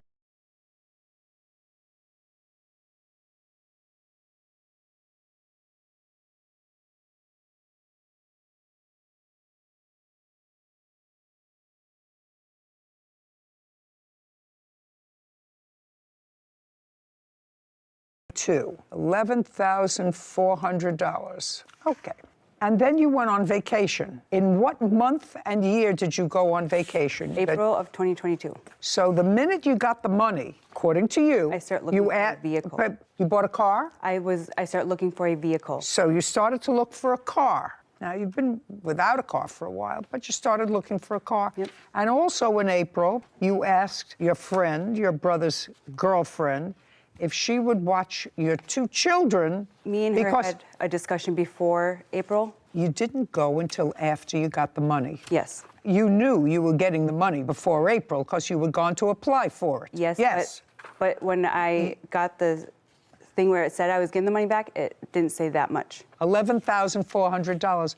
So you decided to go on vacation. Where did you go? I went to Colorado. Where in Colorado? Up in the Denver area. How did you get there? I was with a friend and they drove. Male or female friend? Male. So you went with a male friend to Colorado for how long? I was there for a week. What does this friend do for a living? I'm not really sure.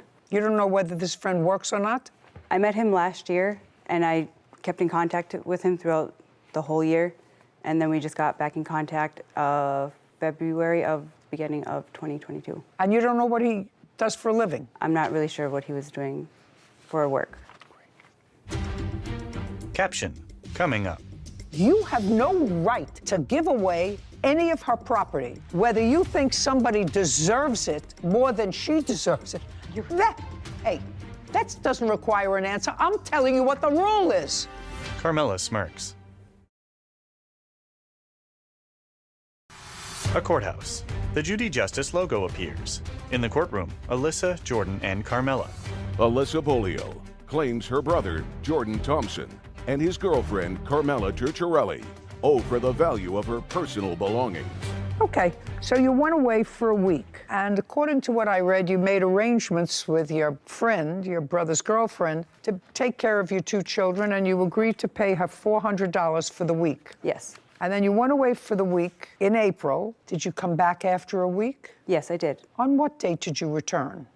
The Saturday right before Easter. Date? April 19th, Your Honor. And then what happened? I came home and I talked... April 19th? Yep, I came home on April 19th, and I talked to my brother and Carmela. I stayed at the house for a little while because my boys were not there when I got home. What a little while? I stayed at the house for maybe 2 hours and got all my stuff into the house, and my boys were not there.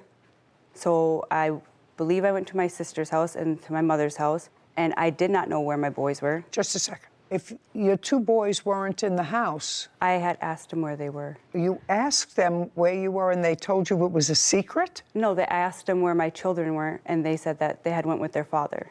So you knew where they were? When I got home, I knew where they were. I didn't know that they had left previous to me arriving home. Yeah, well, you got home from being away with a new friend in Denver, and you said, where are my boys? Duh, where are my boys? They're with their dad. So you went to your sister and mother's house, and then what happened? And then the next morning, we left to the cities, and the next morning? On Easter Sunday. On Easter Sunday, who's we? Me and the friend. What friend? My friend that I went to Denver with. So you went where? Minneapolis. How far a ride is that? 4-hour drive. You intend to stay over there? No. We were going to go visit some of his friends and then come back. But next thing I remember was waking up in the hospital. And I contacted my brother when I did. You have the hospital records? No, I do not. I contacted them. You have, just a second, you have an admission record? No. Do you have a bill from them? No, because I don't get billed. Of course you get bills. When you leave the hospital, they say either you owe us this amount of money, that's what you get when you're discharged from the hospital. You may not be able to get hospital records, but it would certainly be interesting, madam, for me to know what the next thing I knew after you were going with your friend to the cities to see some of his friends. You don't know anything until after you wake up in a hospital. Wouldn't you be concerned? As soon as I woke up, I contacted my brother. What date? I'm not sure. I don't remember exact dates. I mean, you have 3 children. What do you mean you don't know what date? I don't know the exact dates, but I did contact him as soon as I was able to, because I did not have my own phone. Don't you see how irresponsible this whole story is for a person who has 3 children? Yes. How totally irresponsible it is. And what is sad about it is you appear to be an intelligent person who just seems to go from one place to another based upon, well, I used to know him in Texas, I used to know him in Colorado, I used to know him here. I'll leave my 2 boys with Carmela. And we don't have no children, so we're taking care of her children while she's out running around doing what I didn't ask you anything. Okay. I can actually visualize the picture, and sadly, so can you. What date did she finally contact you after she disappeared again? So after a Thursday after Easter Sunday. Thursday after Easter Sunday, so that's the 21st of April. Is the Thursday after Easter this year. It was actually Monday, the 25th. We got records. That's when I came home. I don't care. I just want to know when you showed up again. I contacted my brother, and I let him know what had happened. And then he was asking about our father, like I was supposed to go pick up our father. I don't care. Let's get to the lawsuit. Now that I understand the characters that I'm dealing with, it is your claim that your brother and or his girlfriend took some of your property, didn't give you all your property that you should have had, because they finally said, we've had enough of you and your shenanigans. Goodbye. I did not start leaving the house until that April. I was in the house the whole time with my boys. I've asked them maybe to watch them overnight a couple times, but that's it. I don't care. They had enough of you. You didn't pay rent. They could say to you, goodbye. We tried to do our best. You took advantage of us. Goodbye. Now, that being said, you stayed with them for how many months and didn't pay them any rent, any utilities? How many months? You and your boys? 4. Oh, 4 months. Because I started paying my brother in February. Paying him what? Money. I gave him money. No, I don't want to know who gave him money. Rent. I know that at your age, maybe you think you're too young. Maybe you're too young. They either rent their house, they have a mortgage on their house, they have things that they have to pay. We did not agree upon a set amount for every month. We did not agree upon Well, don't you think you should agree on a certain amount every month? You just came into $11,000. And it was actually way more than 4 months. You just came into $11,000. You've been living off somebody else's largesse. You just came into $11,000 that I gave you, or they gave you, but you certainly didn't work for. So you say to at least the person who you're staying with, listen, I'm going to give you a couple of $100s a month just to cover my share of the expenses because you're 2 people and we're 3. I gave him $400 when I got my taxes. As soon as I got it, I gave him money. Did you pay Carmela for watching the children? Yes, I did. $400? Yes. Okay. Did she pay you? Yes.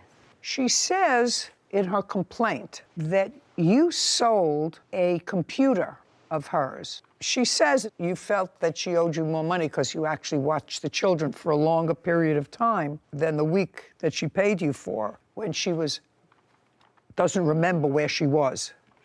Did you sell her computer? I actually gave it away. No, I don't believe that. I did.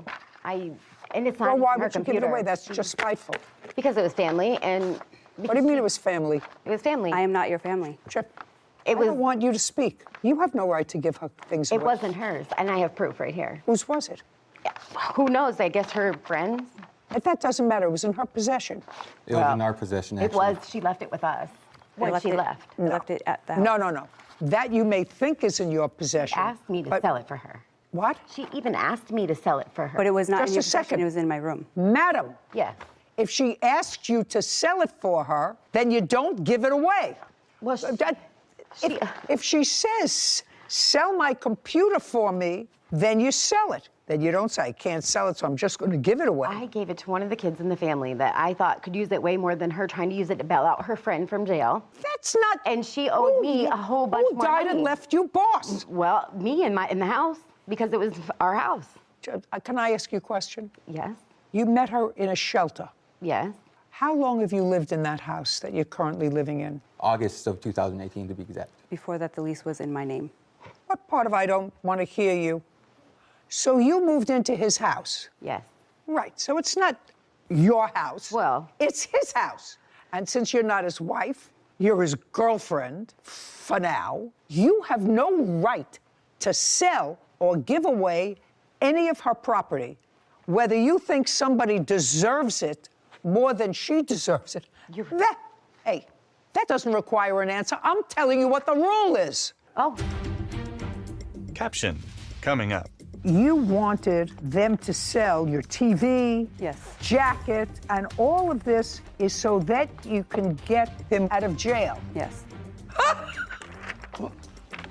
Oh.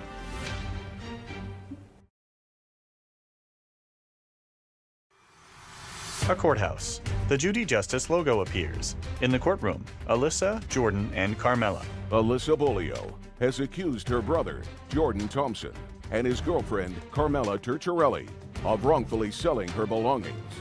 Jordan and Carmela claim Alyssa gave them permission to remove her property. Now, you have no right to go into somebody else's bag. If they gave you instructions and you accepted those instructions, please sell my computer for me, which is what you just said. Isn't that what she just said? It is what she just said. Yeah. Yeah. Sell my computer for me, and you decided not to sell it, but just to give it to somebody else in the family who could better benefit from it. You got to pay for the computer. Period. She owed me money. Period. I have the evidence. Just a second. Okay. Just a second.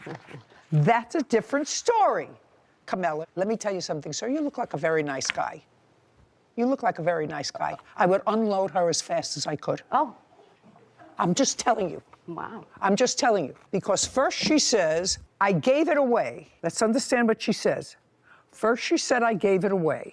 Then she said, she told me to sell it, right? Yeah. Then she said, I gave it to somebody who I thought could use it better than she was using it. Now, I'm going to ask you, Kevin, to go get the 2 pieces of paper that she wants me to review that she owed her money, and then I'm going to go back and explain to your lovely Camilla, listen to me, sir. I'm listening. Who I would think twice about. Carmilla shakes her head. Judy reviews the document. Well, I don't see anything about a computer here. I see that you wanted them to sell your TV, yes, jacket, and all of this is so that you can get him out of jail. Yes. Oh. I didn't see anything about the computer. I see the TV, I see a jacket. Here, it's right here. Just a second. It's not in the ones you gave me, but I'm glad you gave that to me because I have some indication that she did, in fact, ask you to start selling stuff because this is the same person that you went to the cities with. Yes, and... yes, when you forgot where you were and woke up in a hospital. Yes. Judy shakes her head. Okay, found someone who wants that digital graphic computer. So can you put it in the living room or by my door? So you were going to sell your digital computer. Yes. Was it his computer? It was, but he had given it to me. So you wanted to sell it? Yes. And you say, I'm not giving it to you until you pay me what you owe me for childcare, because you felt as if she should pay you more money because you watched the children longer than a week. And there's a couple other reasons. And whatever, and a pair of shoes. I don't care anything about that. You have a bill for the computer? Yes, I do. I'd like to see it. Alyssa produces a document, then hands it to Kevin. He brings it to Judy, who reviews it. No, I don't like this because the date was changed. The date the order was placed was to April 18th, 2022. So this is not a legitimate, it may be a legitimate price, but it says order placed on April 18th, 2022. You want to take a look at that? Because that's phony. Somebody changed that. No, somebody changed it. Okay. Do you understand? Yes. When did you get it? I got it in April. I don't believe this. Take a look. Judy hands the document to Sarah. When did he go to jail? The 25th of April. What? Of April. And you left on vacation with him when? A week before Easter, so I'm not really sure. A week before Easter, Sarah. What's the date? The week before Easter, the previous Sunday would be the 10th, April 10th. April 10th. And you were away for a week? Yes. And then you don't remember where you were? No, that was the second week. That was the second week? Yes. I was in Colorado for the full week, and I came back the day before Easter, and then I left on Easter Day, and then And when did you get this computer? You see, that's what I'm asking you. When could you possibly have gotten this computer if the bill... This is dated the 18th. Of April. Which I believe they said was the day she came back. When could you have possibly gotten it from him? I ordered it for him. I paid for it, and then he gave it to me. Listen, I suggest you both get your acts together. You get nothing from your brother. Just consider yourself very, very lucky that he took care of you and that he let you come into his house. I would suggest you not do it again, and maybe she'll get smart. She has 3 children. She'd like to raise them together. She should get a job. Find a way of making a living. Figure it out, because you made 3 children. They have a right to a certain amount of stability. And they all are stable. That's not stability. That is Get stability. it together. Oh, well, sometimes you can't get through to people. They're that kind of thick, and that's why we are where we are in this country. Do you understand? Yes, Think twice. I know you tried to be a good brother. Yep. Think twice about doing it again. By the way, does your mother work? Yes. And it mentioned something about a father. What kind of work did your father do? I don't really remember. He was a logger. Both your parents work. Yep. Good. Evidently, it didn't rub off. Thank you very much. Your case is dismissed, as is your counterclaim. This court is adjourned. Outside the courtroom, Alyssa, then Carmela and Jordan. I'm okay with it. She was a friend, and I love her children. And really, it wasn't about her. It was about them kids. He won't talk to me because of her. You need a job, you need to Change. Something needs to change with her. I don't really care. Hopefully she does figure it out. The kids deserve it. He deserves it. He's a good brother. Judy and Sarah. You know, that case takes me back to my family court days. Mm-hmm. And I only have one observation other than the fact that I'm what should be society's frustration with this, which is once you have children, you have the responsibility, your sole responsibility is to make sure that your children are taken care of. You have to say, listen, my social life takes a backseat. Everything else takes a backseat. But I have 3 little kids, and they are my priority, so I have to do whatever I can to put my life in order. And she clearly has priorities.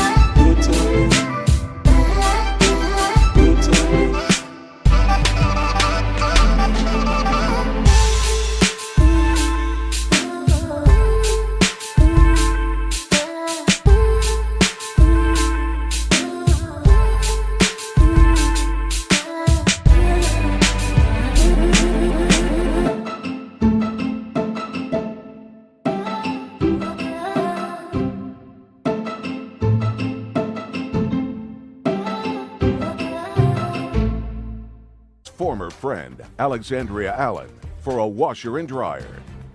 Court come to order. All rise. Have a seat, please. Kevin approaches the bench. Hello, Judge. Case number 2043, Pelletier versus Allen. Thank you. You're welcome. This young lady is a friend of yours. A former friend, correct. How friend?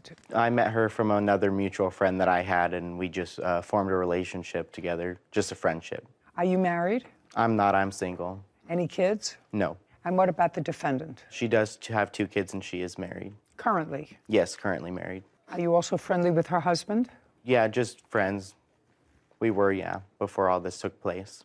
So that all of you were friends? Yes, at one point, yes. Case is relatively simple. Miss Allen's washer and dryer stopped working. Correct. You had done some odds and ends things for her in the past. Yes, worked on her car and stuff. And did you find or did she find the used washer and dryer? She asked me for recommendations, and she found it on the selling app for used items. So you told her where she might look for it? Correct. And she found it on an app online? Correct. Okay. No, Now- actually... Look at me. Okay. He made the recommendation to me. Did you go on the app yourself? No, I did not. So you never saw the washer and dryer? Well, Is that what you're... Just a second.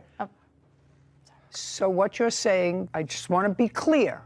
So I said, if you didn't go on the site, then you never saw the washer and dryer. May I speak now? Either you did go on the site and see it, or I didn't go on the site. I didn't see it. He sent the picture of them to me, just a screenshot.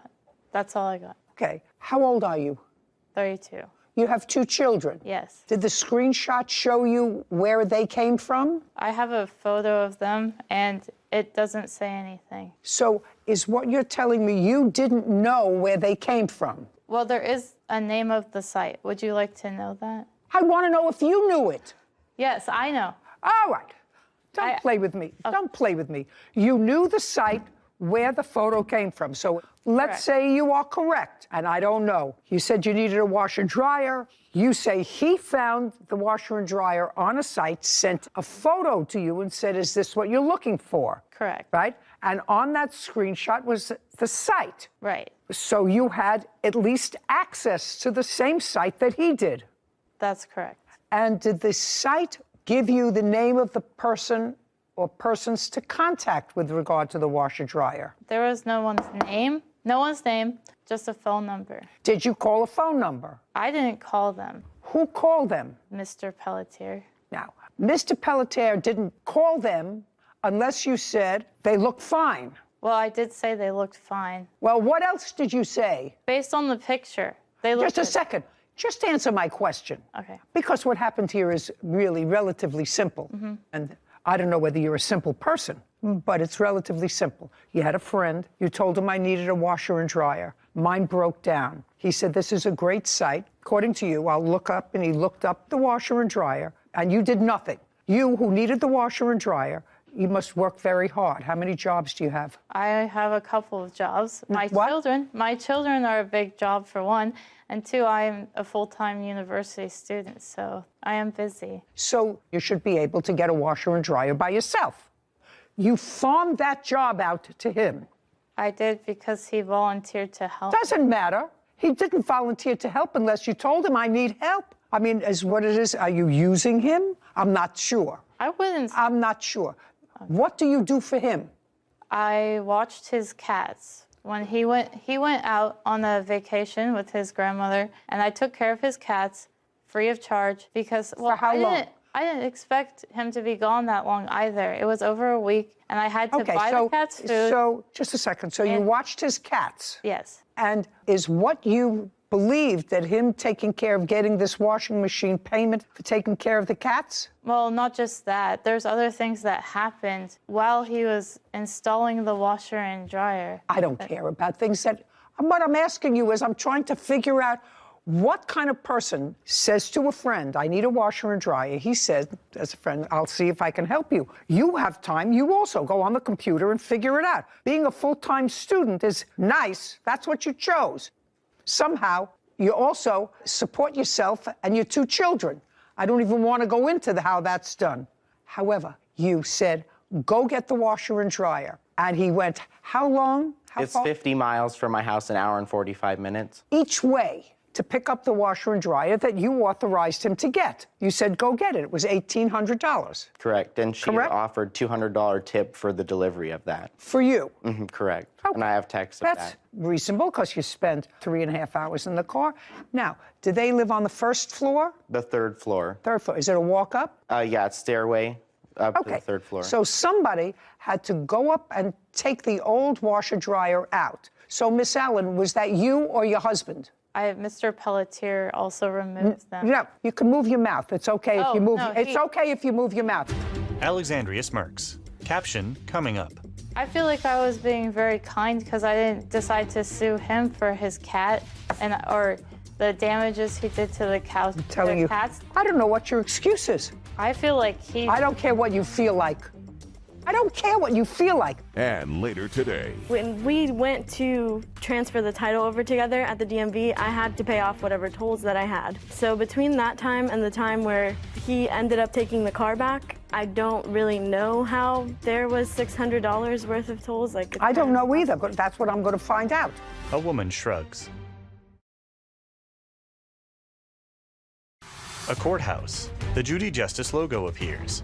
In the courtroom, Hunter and Alexandria. Hunter Pelletier claims his former friend, Alexandria Allen, is responsible for the cost of a washer and dryer.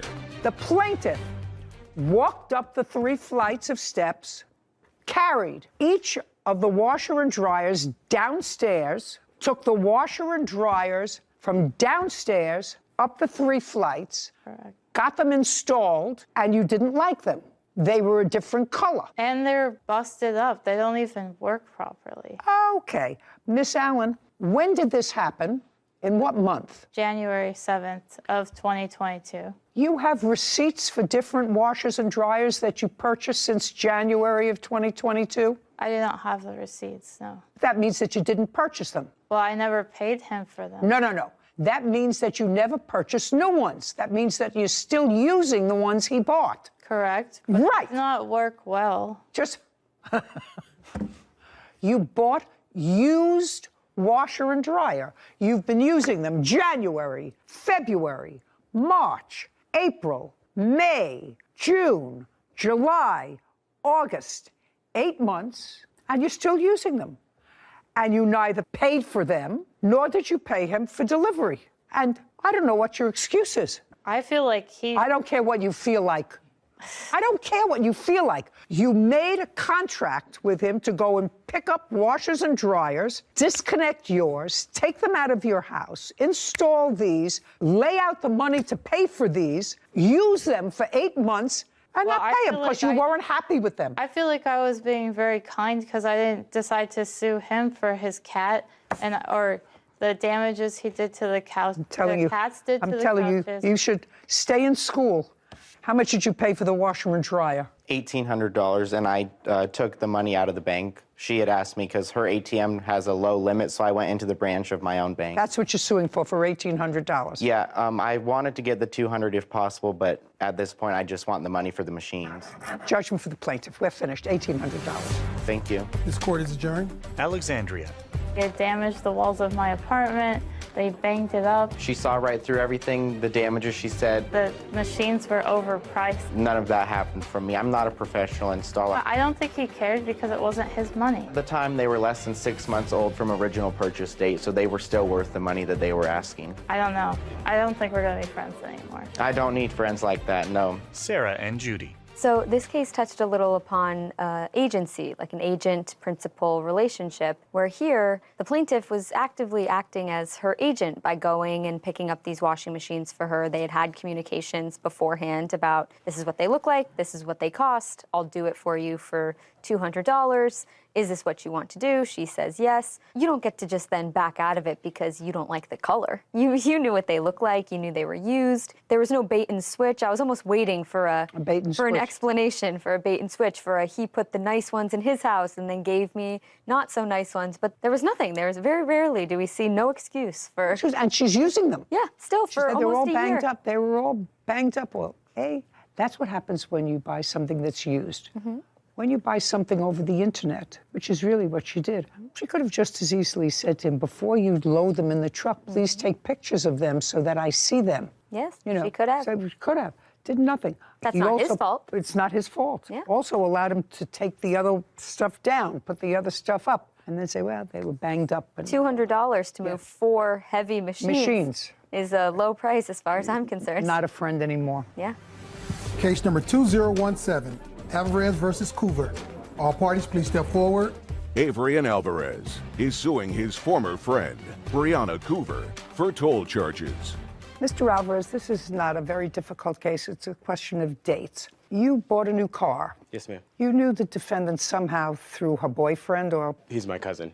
Okay, so you purchased a new car. You had an older car that you were still paying off. And Miss Culver needed a car, and you made an arrangement with her where she would take over the monthly payments on your old car so that you would just be paying your new car. And when she finished making the payments on the car would be hers. That's correct. You did, in fact, conclude that agreement, and Miss Coover did, in fact, pay off the car. Yes, ma'am. She paid off the car. However, she did not register the car in her name. That's correct. And you had your plates on the car, and it is your claim that while the car was in her possession, she racked up $600 and some odd in toll fees. Yes, Your Honor. Which is what you're suing for. Yes, ma'am. Ms. Culver said that didn't happen. She had her own Easy Pass, toll pass, whatever it is.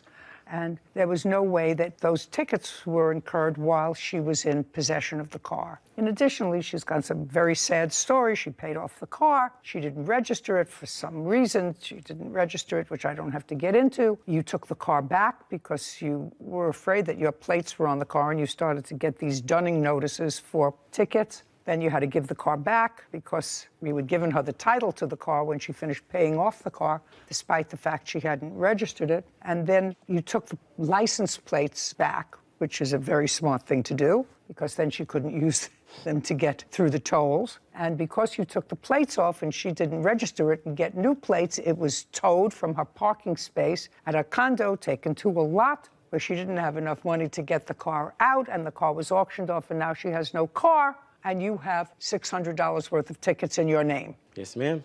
You got it. Is that it? That is a version of the story, yes. Well, I will let you tell me a different version. Everything is true. Thus far, we did have the agreement where he wanted a new car, I needed a car. No, I got that. I just want to know what I said that was incorrect. I just made it shorter. Just to clarify, when we went to transfer the title over together at the DMV, I had to pay off whatever tolls that I had before they're able to transfer the title over. So that was done. So between that time and the time where he ended up taking the car back, I don't really know how there was $600 worth of tolls. I don't know either. That's what I'm going to find out. But is there any part of the story that I just told that was inaccurate? Brianna hesitates. Caption coming up. He transferred over the car to you. You had possession of the car. He didn't. Correct. Other than you who drove the car. Come on, that's a question. And other than you who drove the car. Nobody. No. Who drove your car? Judy glares at Brianna. A courthouse. The Judy Justice logo appears. In the courtroom, Avrian and Brianna.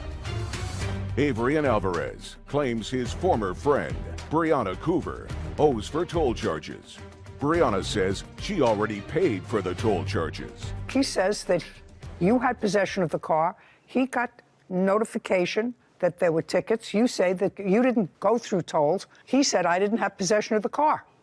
Is there anything that is incorrect about that? So it's just a question of dates. It's not a difficult case. It's a question of dates. Correct. Okay, so give me the date that you made this arrangement to pay off the car.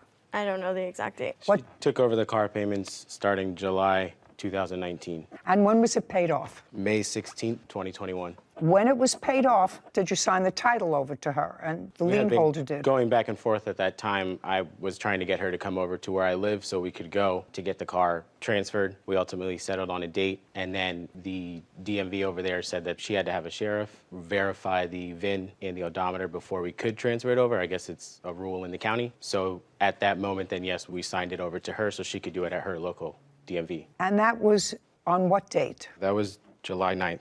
Now, between July of 2018 and July of 2021, Did you ever drive that car? No, ma'am. When did you initially take the car back from her? I took the car back September 11th of 2021. And how long did you have the car when you took it back because of these tickets? I texted her on September 15th and told her that she could go pick the car up because I had found out that I Couldn't do that. Exactly. It was self-help for that. Correct. Okay, so you had the car between September 11th and September 15th. Yes, ma'am. Other than that period of time, did you ever drive the car from July 18th until the present time? No, ma'am. So if there were any tickets that were accrued, it was either by the defendant or somebody who drove the car with defendant's permission. Yes, Your Honor. I'd like to see the dates of the tickets. Avrian flips through a pile of documents.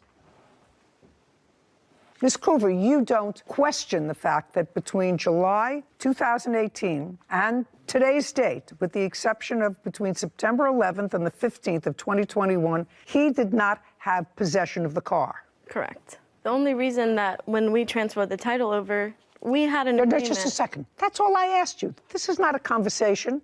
I just want to know who got the tickets. Whoever got the tickets is responsible for them. So he only had the car, so if there are any tickets there that were between September 11th and September 15th in 2021, they belong to him. Any other tickets from 2018 July until infinity are yours.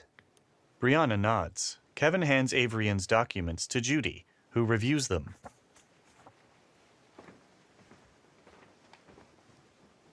Well, we have invoice date is 7/28/21.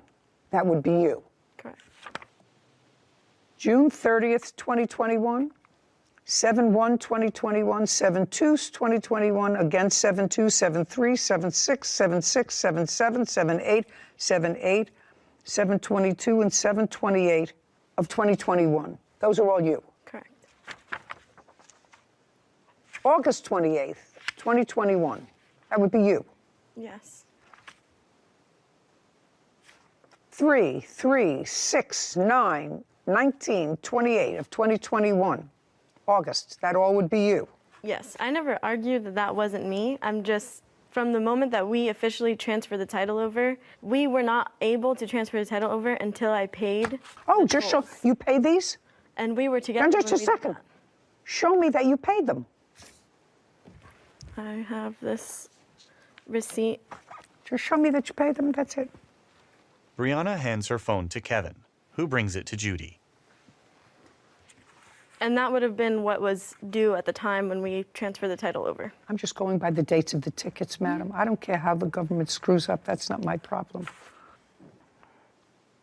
Okay, show me your payment. May I see it, please? Judy reviews Brianna's phone. It should say the date there and the cost of those tolls on the day. This is your SunPass. You replenished your SunPass. That's a payment to SunPass. For $154. And that's what it was on the day that we transferred the title over. So my thing is, from the day that we transferred the title over to the day that he came to my parents' house and took the car, there was no way that I racked up $600 in tolls. I don't know whether you did or didn't. Then take that up with Department of Motor Vehicles. That's what they say you racked up between that period of time. He didn't have possession of the car. You had possession of the car from the time he transferred over the car to you. You had possession of the car. He didn't. Correct. Well, other than you who drove the car. Come on, that's a question. And other than you who drove the car. Nobody. No. He never drove your car. No. Who drove your car? I did. Who else? Nobody. Yeah, I don't believe that. Judgment for the plaintiff in the amount of $654. We're finished here. Thank you. This court is adjourned. Avrian, then Brianna. Quick and simple case. She did what she needed to do. I can't really say I'm super surprised, I guess. I was just asking for payment on the tolls and I wasn't getting any responses. I don't know how in literally 3 months I didn't rack up $600 in tolls. It is what it is. He was okay with me continuing to use his Take my license plate with me. license plate until one day he wasn't, and then Trevor McCormick for breaking his lease, the cost of a phone, as well as a personal loan. Court come to order. All rise. Have a seat, everyone. Kevin approaches the bench. Case number 2031, Snyder Alice versus McCormick. Thank you. You're welcome. Mr. Snyder, you own a farm, I do, and this is your girlfriend. yes. How long has she been your girlfriend? 5 years tomorrow. You say that as if 5 years tomorrow, and? And I'm just saying, it's 5 years. 5 years tomorrow. Yeah. And the rest of our lives. Okay, good. You know that? No, he's learning. He's learning. Terrific. Okay, this is what I'm gathering from the bare bones of the story. Mr. McCormick was dating an employee of yours. Correct. What was that employee's name? Natasha. When were you dating the lovely Natasha? We weren't really dating. We were an acquaintance. Where was Natasha living? She was living, when we first met, she was living at a friend's house, and she was working for Adam as an employee at a restaurant. And when was that? Month and year? I'd say around September of last year. September 2021? Yes. And? And we decided to move out because Adam had Well, so you were living with Natasha at the friend's house? Yes. Where had you been living before? My mom's. So you went from mom's house to Natasha and a Yes. friend's house? Yes. Okay. And then where did you go? Then we moved into the trailer right next to Adam that he owned. Who had a discussion with Mr. Snyder about potentially renting the trailer so you would have a Natasha. place to live? And what kind of rent were you paying? I believe it was $800. And you moved into the trailer when? Around November. Of 2021. Yes. And you lived in the trailer till when? About March. March of 2022. Yes. In March, what happened? Me and Natasha weren't getting along. I just had enough. There was never a boyfriend-girlfriend relationship. No. She was just a friend. Did you know that? That is not true. So what did you do? I asked Adam if I could move into the ranch house.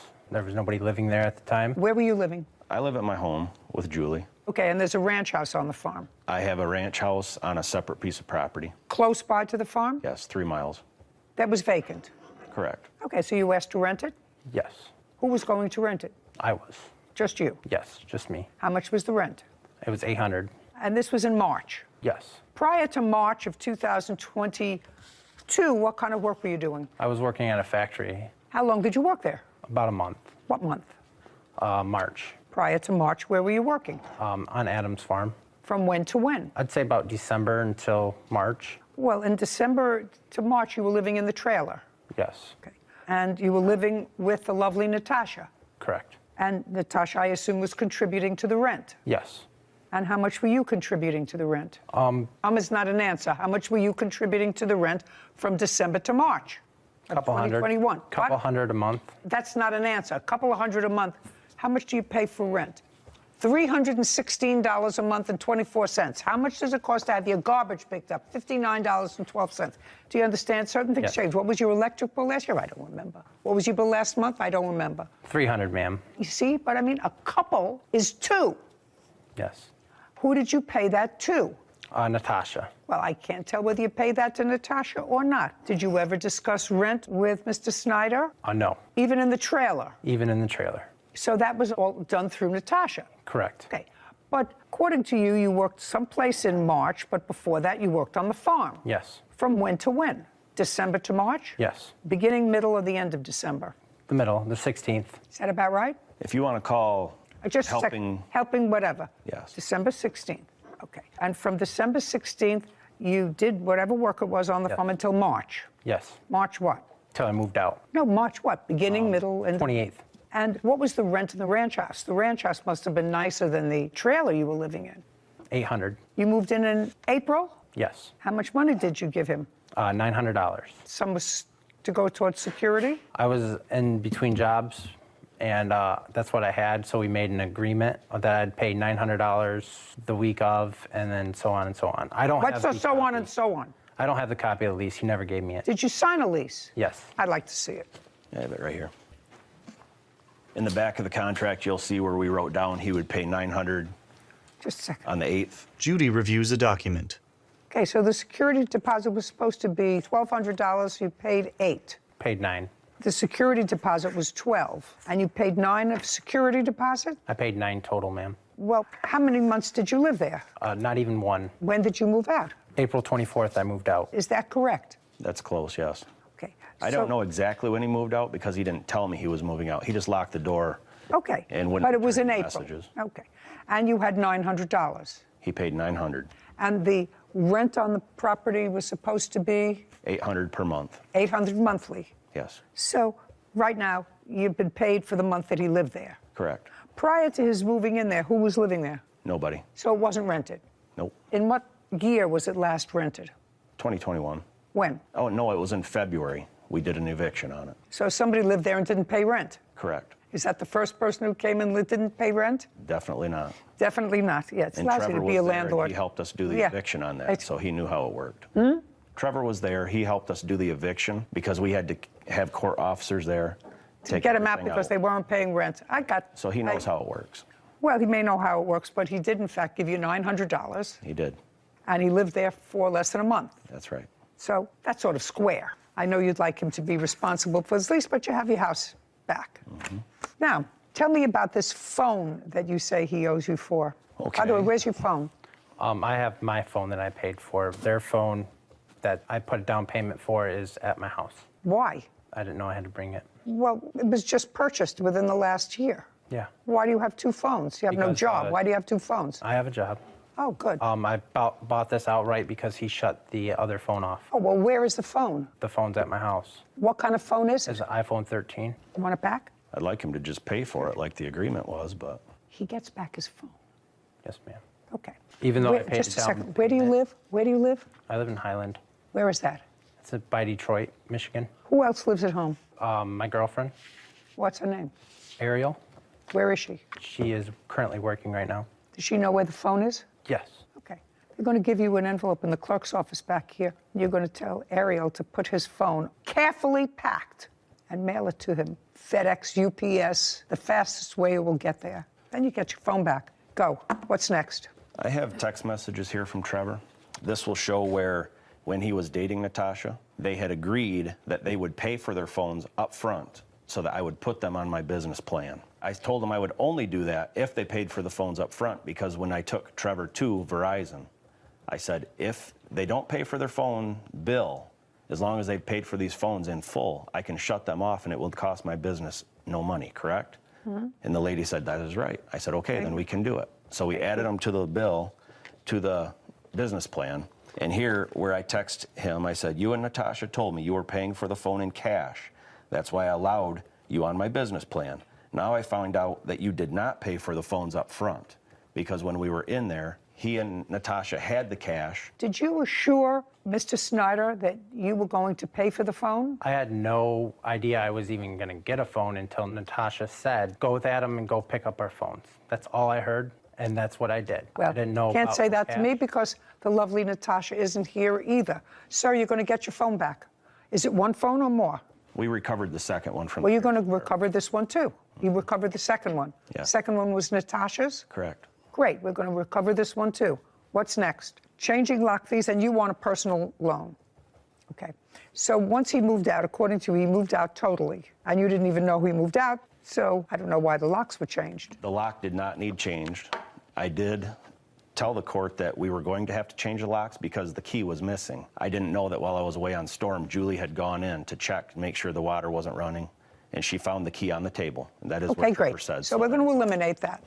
And now we're going to go to the small loan that you say that you made to the defendant. So Natasha came over, guys, like he said. She worked at... Don't tell me what Natasha asked you.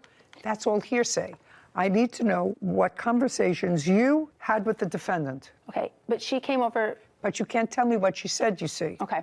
So and anyway, if you made a contract, with Natasha for a loan of money, even if it went for his benefit, do you understand? Okay. Even if it went for his benefit, he's not responsible. If Natasha says, I want you to give, what's your first name? Trevor. Trevor, a loan to fix his car, and you say, okay, you need somebody to pay you back. Natasha has to say, I'll pay you back. However, you can't tell me that. Caption coming up.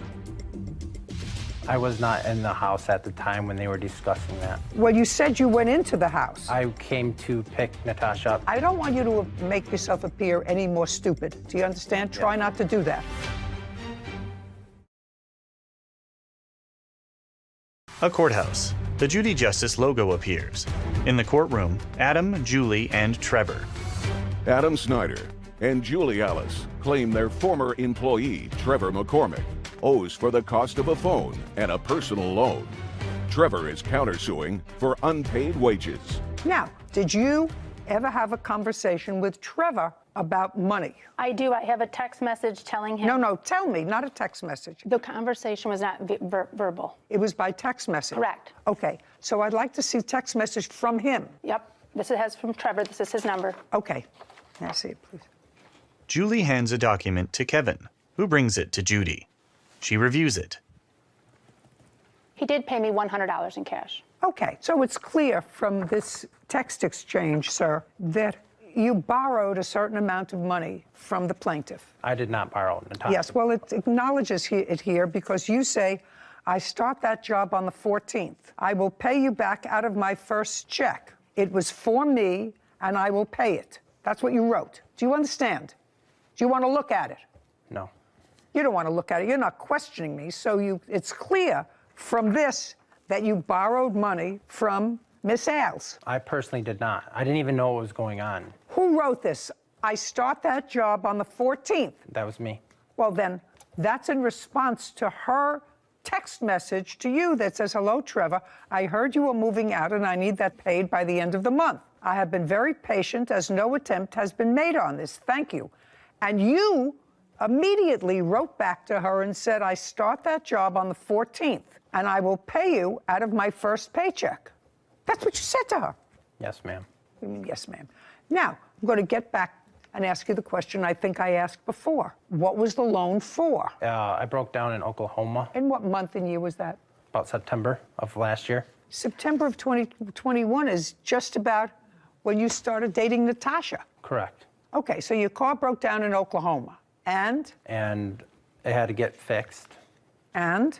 So I rode the Greyhound bus back up to Michigan and waited until my car got fixed, which took months. I'm asking you, what was the loan for? To go back down and get my car. So it was $670 that you borrowed from her, and I want to know how it was that you got the money. I came in to Julie's house, and Natasha said, you're going to Oklahoma to pick up your car, because I didn't have any money right then and there, but I wasn't going to ask anybody. Just a second. I don't care what you were going to do, what you didn't do, what you thought about doing. You went into the house that the plaintiffs share. Mm-hmm. Not uh-huh. Uh-huh is not an answer. The answer is yes. The lovely Natasha was there. Yes. With Julie. Yes. What did you say and what did Julie say to you? Just Julie. Julie didn't really say anything. She said, don't tell Adam about the money. Oh, so she said she would give you money? Yes. And she knew exactly how much you needed? Yes. Did you tell her that? No. Okay. When she gave you the money, did she give it to you in check or cash? She didn't give me no money. She gave Natasha the money. Okay. How much was it? $700, around there. And after it was given to you by Natasha, but you were all in the same room together? I was not in the house at the time when they were discussing that. Well, you said you went into the house. I came to pick Natasha up. Yes. I don't want you to make yourself appear any more stupid. Do you understand? Try not to do that. You were in the house with Julie and Natasha at some point, and at some point, money was discussed. No. Was money discussed in front of him? No, it was not. Okay. So your loan was not with him. Do you understand? Yes. Unless he ratifies the loan subsequently. Is that correct? Correct. This is from my person who just studied for the bar, and I have to go back in my mind 50 years. If my memory is correct, if you don't make a loan directly with someone, they cannot be obligated to repay that money. However, if they subsequently get use of that money and subsequently agree to repay you, they have ratified that contract. Correct. You just have to decide if that's a ratification. Yeah. What would be your take on that? Take a look at it very carefully. What would be your take? It was for me, I will pay it. Seems pretty close to textbook ratification. Yeah, I would say so. I start a job on the 14th. I will pay you back out of my first paycheck. I just wanted to keep the peace because she was down my throat. This woman was down your throat? Yes.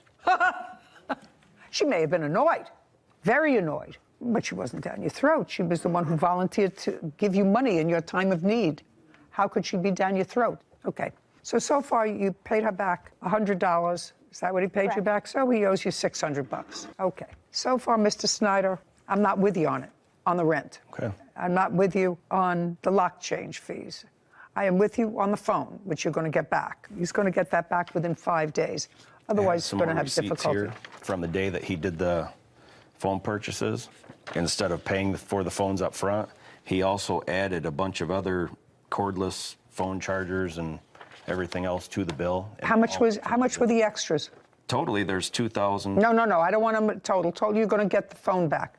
What were the extras that he charged onto the phone? There is a $41.99. $41.99.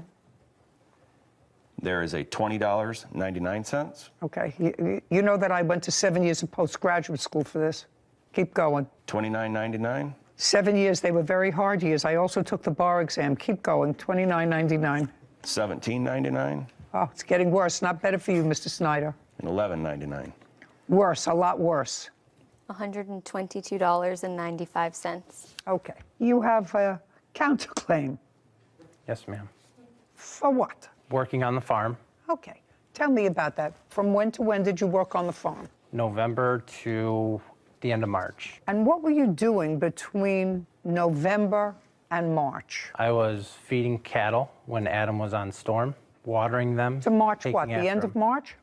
Yes, right. I thought you worked at a factory.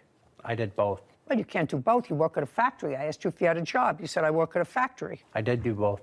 Well, now I need the name of the factory and find out what your shift was. I was, And you worked during the day. Yes. From when to when? From Time. 6 to 6. Well, I had... Just a second. Mr. McCormick, if you work from 6 a.m. to 6 p.m., it is not possible to work a full-time job for the plaintiff as well. I had a schedule of three on, 2 off. Okay. We're making it up as we're going along. Trevor smirks. Caption coming up. Did you have a financial arrangement with him for putting out these bales of hay? We never did. Although he did get paid for everything he did until the last day that he worked for me, where we were tearing apart a building. That's incorrect. Oh, just don't speak. Judy raises her eyebrows at Trevor. A courthouse. The Judy Justice logo appears. In the courtroom, Adam, Julie, and Trevor. Adam Snyder and Julie Alice have accused their former employee, Trevor McCormick, of refusing to pay the costs of a phone and the balance of a loan. Trevor claims he was not paid for the work he did on their farm. Now, did he work for you? It would be very minimal. He would put hay bales out, which would take 10 minutes. He would put what? Hay bales out for the cattle. Hay bales? Yes. At approximately what time of day? Because I'm not getting... He could come and do it when he got home from work. Okay. And did you have a financial arrangement with him for putting out these bales of hay? We never did. Okay. Is there any reason why you never did? Because he didn't do it very often, and he said he was just happy to help, although he did get paid for everything he did until the last day that he worked for me, where we were tearing apart a building. So he got paid when he worked for you? He did. That's Oh, incorrect. just don't speak. From when to when? When he helped me, it was very minimal. It would be... No, I'm not talking about the hay. You said he did, in fact, work for me. He did. I want to know, but not on the farm. He worked someplace else. He helped on another piece of farmland that I have. Okay. Where a barn had fallen down. We were tearing the steel off, and he worked 3 hours that morning. 3 hours what morning?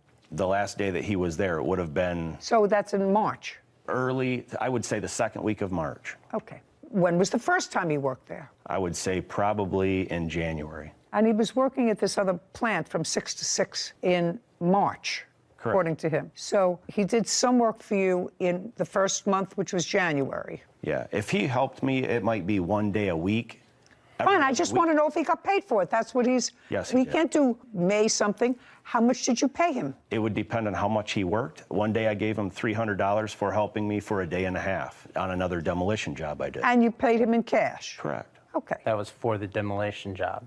That wasn't for the farm. It doesn't make any difference, sir. If you have a full-time job and you're working part-time someplace else and you say he paid you... He did not pay me. Well, you say he didn't pay you for the farm. What he's saying is he had a job with me. He was a demolition job for which he got paid, which you do not deny. Is that right? I'm not. You just said that's not what I asked you.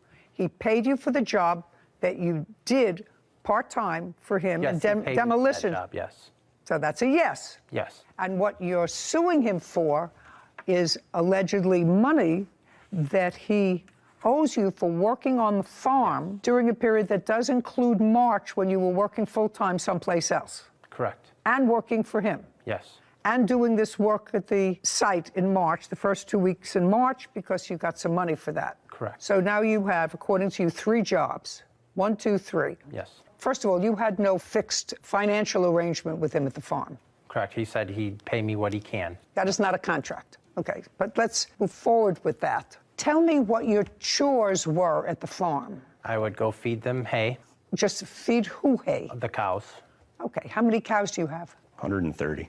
Anybody else work on the farm, or just him? Just me mainly, and he would help when I was gone. Okay, and in order to keep these animals alive, they have to be fed hay. Correct. For how many months did you feed them hay?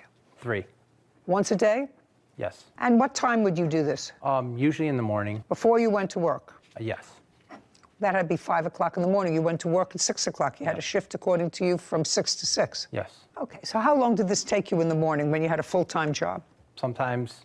Not sometimes. I want you to tell me how long it took you. Average about an hour and a half a day. So let's say it took you an hour a day. And how many days did you do it? I was with him every day before I got the job. I would go with him every day. I don't care. Okay. For the 3 months, I'm asking you how many days you did it. 45. That be right? In the 3 months, maybe 45 days? How many days did he put out hay? If Trevor fed the cattle 12 days the whole time by himself, I'd be surprised. And I helped him, because I was there. You did not help me when Just he was a second. gone. Yes. You helped him with the bales of hay? Yes, I helped him, because we also had another hired hand that would help me too, so I was rotating between both of them.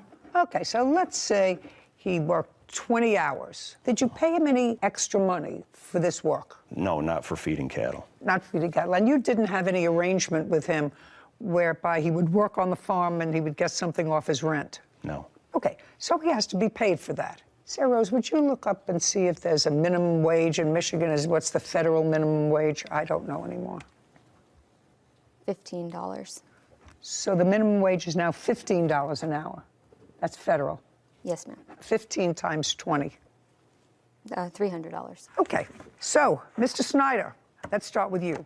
You are going to get your phone back within 5 days. On your cross-claim against Mr. Snyder, I am awarding you $300 on your counterclaim. That is for the work that you did on the farm. However, we are holding that check until he gets his phone back in good condition.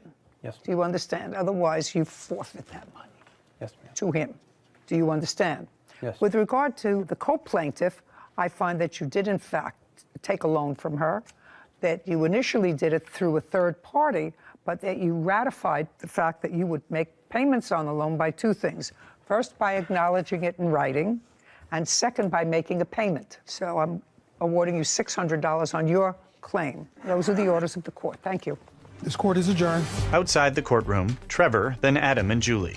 I think they're scam artists. We came here to try to teach him a lesson that when he enters into contract with somebody, the contract is a contract. They're greedy. They want money. They need money. For being greedy, we did a lot to help this guy out. By doing pretty much anything they ask. Well, we've decided we're not helping.